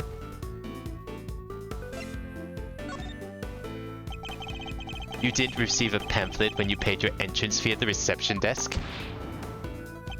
Huh? You mean entry isn't... It's not free to get in here? How did you get in here? You mean to tell me that you entered without paying? I'm sorry, okay? It wasn't deliberate. There just wasn't even at the reception desk is all. So I thought entry must be free. You know, it's not a terrible assumption in some situations. There really should be someone at the reception desk. Like, this place is very short-staffed. You're saying Miss Bound wasn't at the reception desk at the time? Yeah, but it looked like there was maybe somebody in the little room opposite. Interesting. According to Detective Gumshoe, Miss Bound had to enter the security room to activate the sprinkler system. I expect she wasn't at the reception desk because she was busy responding to the incident. And when she finally got the place open for business too. Poor Judy. The Winter Wing, the galley's greatest attraction, is gonna be ruined now. You say you don't have a pamphlet, and yet you seem to know all about the Winter Wing. For example, that the Gemini statue came here to draw just so happens to be in said room. Therefore, it was your intention to visit the Winter Wing all along, wasn't it? How? How'd you get me again? Fine, you're right. I came here for the Gemini statue. And yeah, I came here to visit the Winter Wing. I won't deny it. He's not one to confess so easily. Then again, he's always managed to surprise me in unusual ways. Let's see what more you can tell us about the Winter Wing. I expect even Larry has found his feet a little by now. I'll have to watch his reactions more carefully and see what information I can glean from him. Why don't we just ask him if he saw anything in there? Straight up. What did you see in the Winter Wing, Larry? You don't let up, do you? I told you I didn't see anything. Galleries are nice and all, but I kinda changed my mind once I got here. Thought I'd go meet my girlfriend instead. If I want to learn more here, I'll need a clue of some kind. Better try another perch for now. Okay. Larry, be honest. Did you enter the Winter Wing? What is that? Is that suspicion I see in your eyes? I tried to get in there, sure, but... You tried to get in, but you couldn't? Yeah, exactly. I wanted to get in there, but that old guy came out and fell to the ground, and like I said, it was all pretty shocking.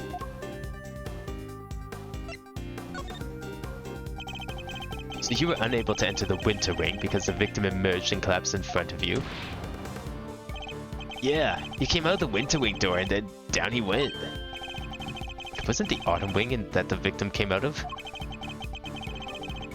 Maybe it was swapped, or Larry's just confused. Both are possible.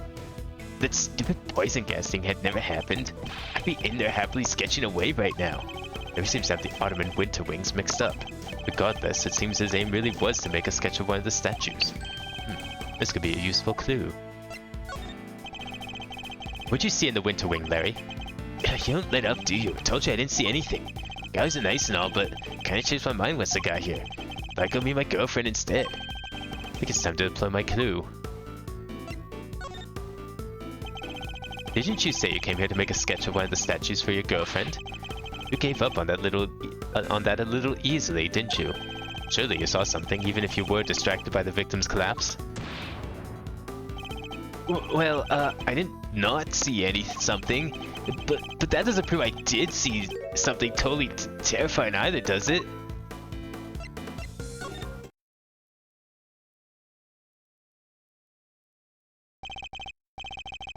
Really, Larry? You can at least try to make this a little harder for me. I put it to you, Larry Butts, that you did in fact see something totally terrifying.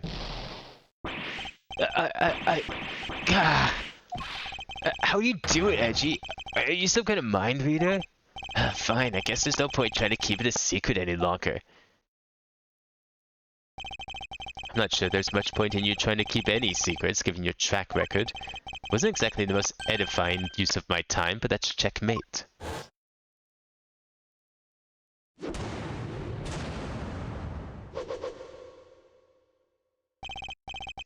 I couldn't help staring at that Gemini statue. My eyes were drawn to it. You keep talking about a Gemini statue, but there's no way you saw what you think you saw. It's simply not possible. What do you mean? You think I saw a ghost statue or something? Larry's still laboring under the misconception that he was looking at the Winter Wing. This piece of evidence shows us what Larry was really looking at.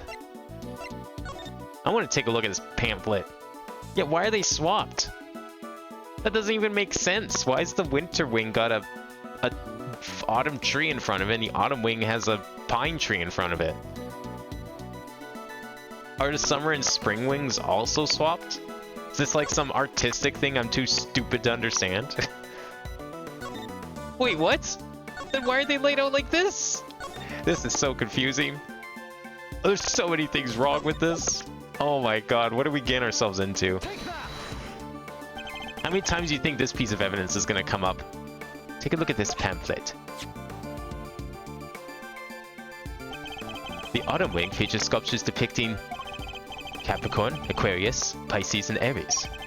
Not only that, but I've seen the statue depicting Gemini in the Winter Wing for myself. Which means that whatever you saw, it can't have been a statue of Gemini. Guess that makes sense. Why is he not more surprised by that? It did seem pretty weird now that I think about it. One of the two people did look like a goddess. So the other stuff, I guess that wasn't my imagination either. Other stuff? You're interested in it too, aren't you, Edgy? Oh, great. Let me show you. Show me? What exactly? I drew a picture of it all. Got the whole thing seen down exactly as I saw it. Oh boy, I can't wait for another one of Larry's signature, super important pieces of evidence in the form of a sketch. But I still not that confident in my work, so, Well, I want to see. really? Alright, here. Wow, he's improved a lot since the incident on the mountain. What on earth? It's grotesque. It's like crying. One might even say bloody tears. You're trying to tell me that the statue is crying tears of blood? That's say, Maurice. It's pretty scary. Right? Because it was scary. You're supposed to be a statue of Gemini, but it up and turned into a goddess right before my eyes. Wait, it was a person? That freaked me out so bad, I screamed out loud. So he wasn't reacting to the victim collapsing in front of him after all? What if the victim was, like, dressed up like the statue? Wait, when you say it turned into a goddess, what do you mean exactly? What do you mean, what do I mean? Bomb half is suddenly a fish, that's what I mean. Goddess with a fishy bomb half. Sounds like Pisces to me. I heard it's all based on this legend of a goddess and her son turning into fish to escape some baddie. Wow, really? I thought Pisces was just two plain old fish. Edgy, do you think the statue's cursed? I mean, tears of blood turning into a fish? That's some pretty cursed stuff right there. Don't be a fool. I imagine you simply mistook one statue for the other. Sketched by Larry depicting the Pisces statue exactly as he saw it. Oh, look at you tucking it carefully into your organizer.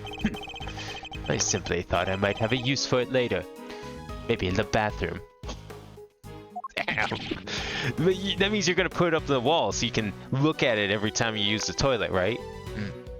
Very, very kind of you, Edgeworth. Ugh, you're the worst, Edgy, the worst. Freaky deaky though, huh? Statue with a bomb have to change its shape? Pretty keen to find out what went down in the autumn wing, aren't you? Suppose I am, yes. Could there be some kind of trick to the Pisces statue, perhaps?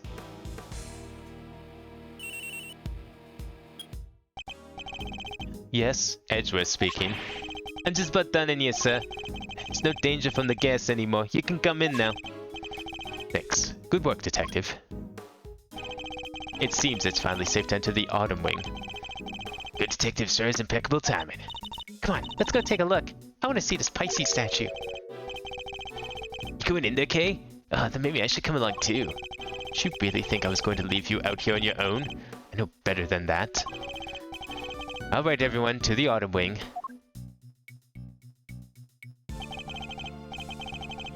Here we are at last. It really does look a lot like the winter wing. Glad you could make it. Oh, hey there.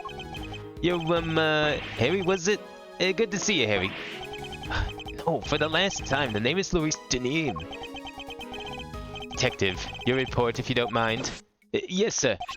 Okay, so first off, I found a blowtorch. The nozzle was still warm when I found it, so I guess it was used pretty recently. Somebody using it to heat something. Maybe that's how the fire system got triggered? Was the stepladder already like that when you entered? Yeah, I guess it was used by whoever let out the gas. The gas was inside the case until someone opened the lid. Wait, what? Is that so? The Pisces statue. Huh? You're sure up on your constellation, sir. You know what the one in the other cases do? This is the autumn wing, so I imagine it should be Capricorn. Guess there's no fooling you, sir. I thought it was supposed to be Taurus. That weird glass draped around it kinda tripped me up. Isn't that the piece of luminous cloth from way back when? What's that doing here? Now do we have evidence from the I-7 incident too? Ah, shit. Taking a look around.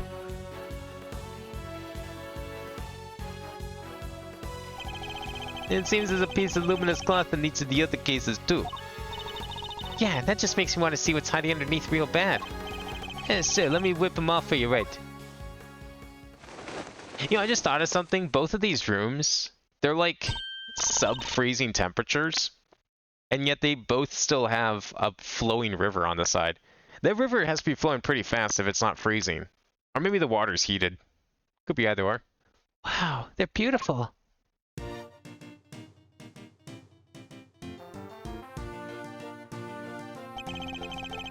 So, the transformation Larry witnessed. Could it have been the moment when the cloth around the Pisces statue's lower half fell away? See, Edgy, see? I wasn't imagining things, and I wasn't mistaken. Listen, Master.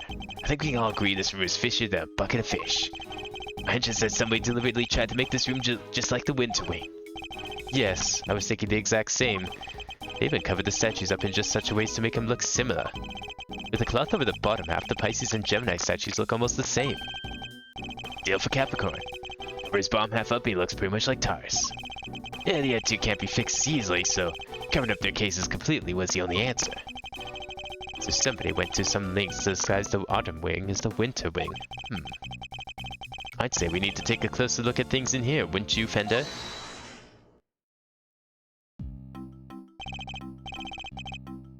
Oh no.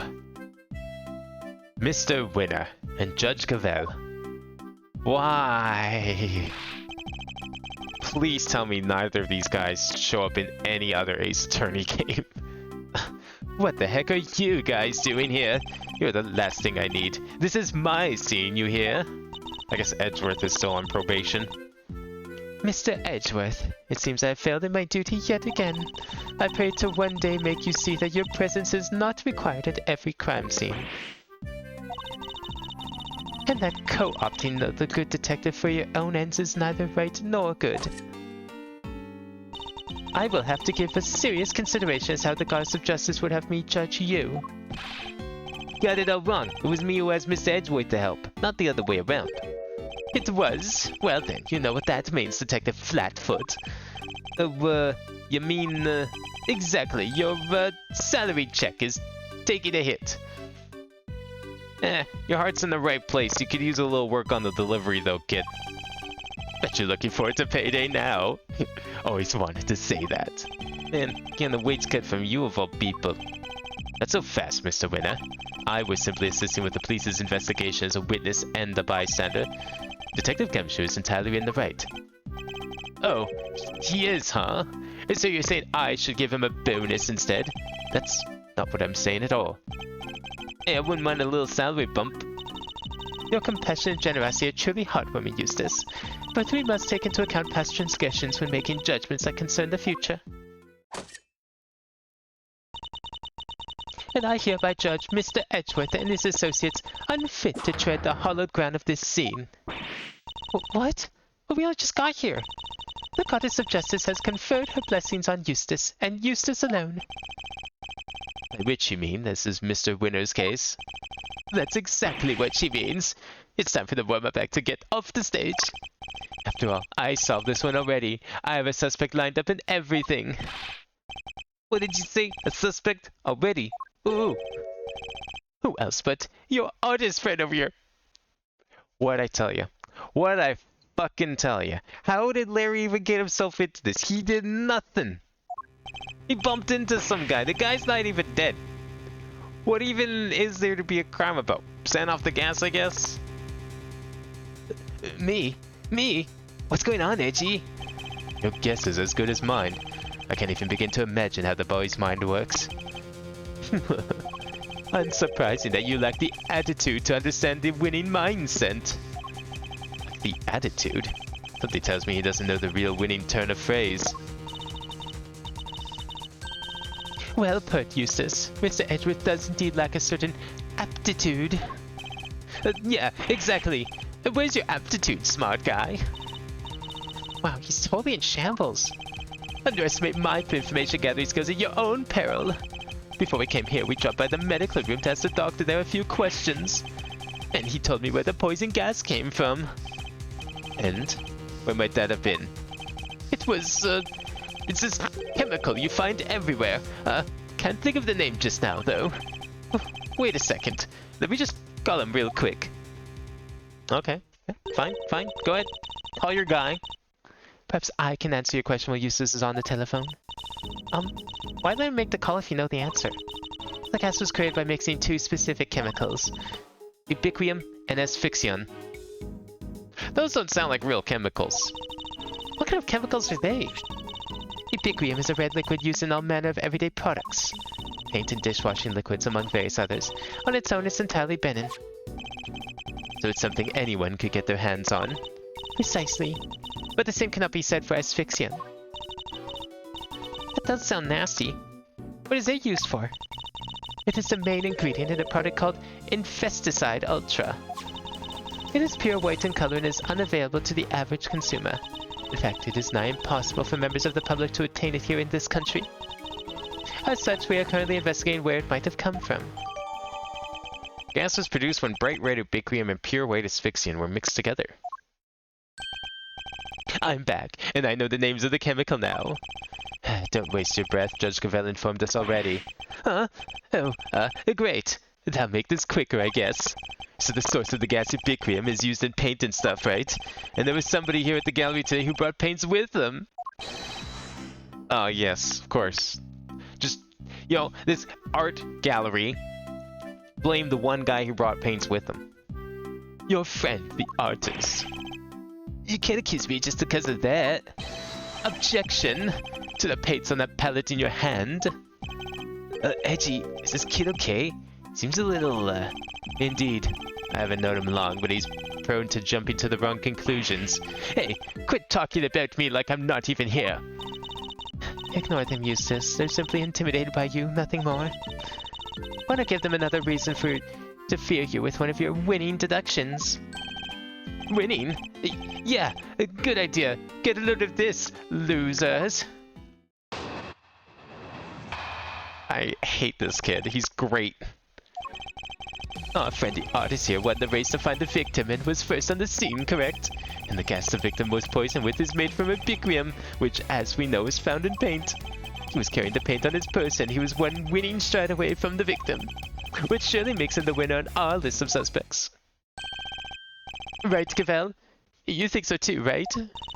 It is a possibility that certainly can't be discounted. Well, would the artist like to share his version of events?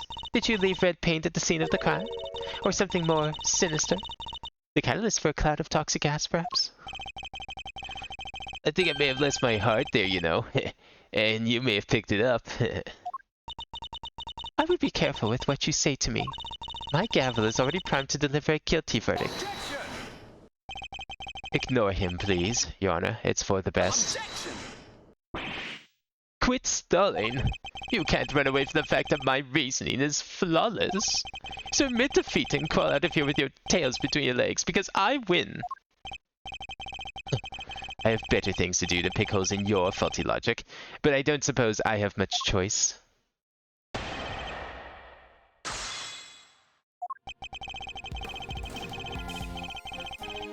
Hold it!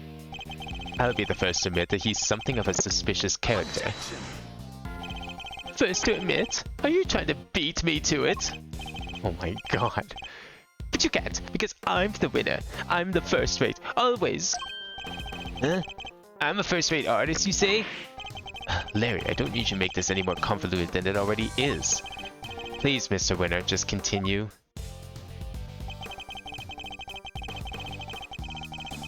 Hold it! We do indeed. It seems it's found in a number of everyday products. Right, which makes your friend's paint pretty darn suspicious. But isn't it also found a bunch of other stuff too? She has a winning point, I guess. Right, Cavell? I suppose she does. As I said, ubiquium is also found in dishwashing liquids, among other things. In other words, paint isn't the only possible explanation. No, but just listen to the rest of my amazing deduction, will you? Hold it! It's by no means that certain that paint was the source of the poison gas. Well, it's by no means certain that it wasn't either. Was that supposed to sound clever? Copy Mr. Edgeworth's speaking style isn't the shortcut to looking cool, you know. Make it sound as if you think there's something wrong with how I speak. Anyway, to bring it all home, my winning deduction shows he had a paint, and he was closest to the victim. Which, just automatically makes him the killer, right? Or sorry, potential. He tried and failed. Hold it! That's really all you're basing your suspicion on Mr. Butts on? What, you have a problem with that? Then show me some proof, loser! Put up or shut up! He's literally asking for it, Mr. Edgeworth. He is. So let's find the right piece of evidence and really give it to him. We know that Mr. Winner isn't much of a listener, and we also know that his reasoning is likely to be based on flawed assumption. Yeah, he even phoned the other guy and still got it wrong somehow. Let's get this over with as quickly as we can. It's a waste of all of our time. Okay, victim was poisoned with is made from ubiquitous, which as we know is found in paint. Well, it wasn't just ubiquitous, it was both ubiquitous and the other stuff. Asphyxion. Your deductions are anything but winning, I'm afraid. Unless you're looking to win a prize for incoherence. So you agree that I deserve a prize? Yeah, for incoherence. Because as we see here, you only listen to half the sentences. What you deserve is to be set right. The gas came from within the case containing the sculpture of Pisces. It did, and it was created by the artist guy, with the red paint that we know of is full of ubiquitous. Allow me to offer you a bit of advice. One prosecutor to another. It always helps to listen carefully to others. Gas is created when ubiquitous is mixed with another substance, asphyxion. Paint containing ubiquitous alone wouldn't create any kind of gas at all. It wouldn't? I thought they said the guy was asphyxiated with ubiquitous. So you're telling me this was all based on a mishearing of the forensics report? The gas has already done its work by the time Mr. Butts found the victim. Perhaps it's your own aptitude that you should be worrying about. My aptitude? What does that even mean? You literally used the word 5 minutes ago. It means one's ability or how suited one is to a particular task, Eustace. And attitude, the other word you misused only minutes ago as well, is another thing entirely. I get what you're doing. You're making fun of me again. What I am doing is demonstrating that you do not have the aptitude required to head up this investigation. Yeah, put Edgeworth back on the case. He's way better. Before you go any further, you might wish to consider some of the flaws in your own statements. And what flaws might those be? Firstly, that you cannot prove your artist friend did not enter the Autumn Wing. And secondly, you cannot prove the red paint did not have something to do with the crime. But the paint isn't important on its own, surely.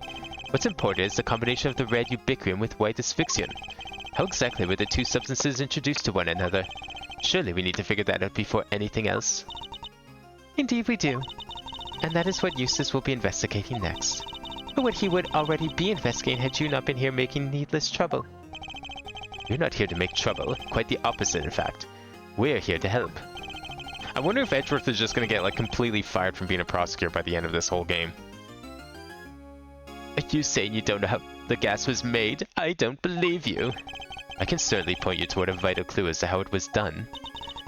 He is bluffing, Eustace. Ignore him. It's fine, Gavel. He's clearly lying. Might as well let him talk himself even further into a corner. If you're so sure. Come on then. Show me what you've got. What shows how the gas was created, huh? Probably a sketch, actually. Good job, Larry. You're saying this would somehow show us how the gas chemicals were mixed to make the poison gas? That's exactly what I'm saying, yes. Thank you for noticing. Well, they do say I have a good eye. The red tears Mr. Butts saw, that was the ubiquitous. Wait a second. You're saying the statue cried the stuff out? What, so our culprit is some kind of evil spirit? How much time am I going to have to waste taking him through this step by step? The red tears alone would not have been enough to create the gas. They must have mixed with something else inside that case. What? And what evidence do you have that that's what happened? The evidence is right there in the sketch I just showed you. I need to point out the part that shows the two liquids had mixed together. I'm guessing that's probably down here. No. I remember my first grade color theory. You mix red, you mix white. You're probably going to get pink. Observe the pool of pink liquid beneath the Pisces statue's glass case. This clearly shows that two chemicals mixed. Wait, I don't get it. How does that prove some ubiquitous mixed with some asphyxion? We have an artist with us. Why don't we ask him? Larry, you claim to be something of a painter. I imagine you have some experience mixing colors. What happens when you mix red with white? Don't you be like some dum-dum, Edgy. I did graduate from junior high, you know. Any idiot knows that red and white make pink. I mean, it's variations. You got your rose pinks, you got your baby pinks. That will do more than enough, thank you. Do you see what I'm getting at now, Mr. Winner? Oh, I think I do. Ubiquitous red is fixed in as white. Mix the two together, and you get pink. That's what the pink liquid is. Yes, very good. We got there in the end. Yes, interesting. I think you finally convinced him. Mr. Edgeworth, you have raised a possibility. Nothing more. We cannot know for sure if this shows results of two chemicals having mixed. And besides, the sketch you are attempting to enter as evidence was drawn by a suspect. How can we possibly hope to rely on its veracity? Yeah, I do everything exactly as I saw it. True artist never lies or embellishes the truth. Forgive me, but I did not ask for your opinion. Ooh, she's a cold one. But I like it. You may rest assured, Your Honor, that I mean to prove my theory to all of our satisfaction. It may not be wise to jeopardize your position any further, Mr. Edgeworth, especially as there's another question to which you have yet to provide a satisfactory answer. How can you prove this man did not enter the Autumn Wing? Until you are able to do, there is little more to discuss. Wait, maybe the victim could help us out with that. Mr. Gusto, he is still unconscious and in critical condition. He is? Oh. Yeah, it's worth a try. It's not every day that we, you know, work with the case where the victim's alive. Now, if you don't mind, Eustace needs to carry out his own investigation of this area.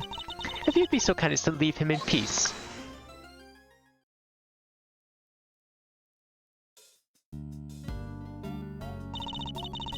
For the presiding judge's sake, I pray to the goddess that you need not ever be summoned to testify. Nothing. Is there something you wish to say? Mr. Artist? If you could just hold that pose for a moment there, Miss Ice Queen. I am Justice Verity Gavel, and I'd be grateful if you would dispense with the childish epithets. Finally she tells me her name. Nice to meet you, Verity. Your name's Louise Denim, but you can call me Louise. If you could stop wasting the court's time, Mr. Denim. Oh yeah, sorry, it is something I forgot to mention. The door was locked. I tried to open it, and then the old guy came tumbling out. It does appear the door can be unlocked from the inside. However, that does not necessarily mean that it was locked at the time as you claim. Without proof, your statement carries little weight, I'm afraid. Well, what about Edgeworth's statement? He's the witness here. Well, as it happens, I can back her pal up on that. Yep, we tried to come in here too, but it's just like the guy said. It was locked up tight. Ain't that so, Maserano? It is. I distinctly remember how it went. So, Winterwing. Winterwing. Huh? I don't believe it. It's locked. The gallery's open for biz, but the Wonder Wing's off limits? And what gives? Prior to the incident with the gas, it was not possible to enter this room from the outside. And what is to say that your suspicious friend was not in here with the victim the entire time? The fact that he didn't suffer the ill effects of the gas. Search him for a gas mask if you like. I doubt you'll find one. Oh, I see. Then I suppose we'll have to take you at your collective word. That was a little too easy. Well, Judge Cavell, do you accept that Mr. Butts is no longer a viable suspect? And that once again Mr. Winner's deductions have fallen short of the mark? What are you talking about? I just need some more information, that's all. You can't blame a guy for being a little hasty with his deductions. You know it's not cool for a prosecutor to be saying stuff like that, right? Very well. Then perhaps we should call our next suspect. Mr. Denim, you may now step down from the stand. Huh? Go, you mean? But I was enjoying our time together, Verity. Let me stick around, please. Overruled. Show no mercy. Squish my heart to goopy mush. I love it. Who exactly is this next suspect? The pharmacist Alicia Scone. Your artist friend may have struggled to lay his hands on a bottle of Infesticide Ultra, but someone in her line of work would surely have a better idea of where such a thing might be acquired. The court hereby calls for a 10-minute recess. Yes, we will go and fetch the suspect. Your winning smile will bring her running, I'm sure. My winning? Of course, Cavell. Let's go get her at once. Hey, Detective Flatfoot. You carry on investigating while I'm gone, okay? Sir. Yeah, I think he was gonna do that anyway. Is it possible? Could Judge Cavell have suspected Miss Scone from the start? Now that you mention it, she wasn't helping Mr. Winter like she usually does, huh? What exactly is your angle here, Judge Cavell? It's probably just her way of teaching the kid. The B continued. Alright. Well, I think... I'm not sure how much longer this case is. This case seems to be going pretty fast. Is this the latter part? Or still middle? It's still middle. Okay, we'll save the rest for next time. I think we did like 3 sections of this case today. And it's kind of getting a little late. I don't want to go over past midnight again like last week. Although I'm sure we probably will anyway. It's if we only do 2 parts per case.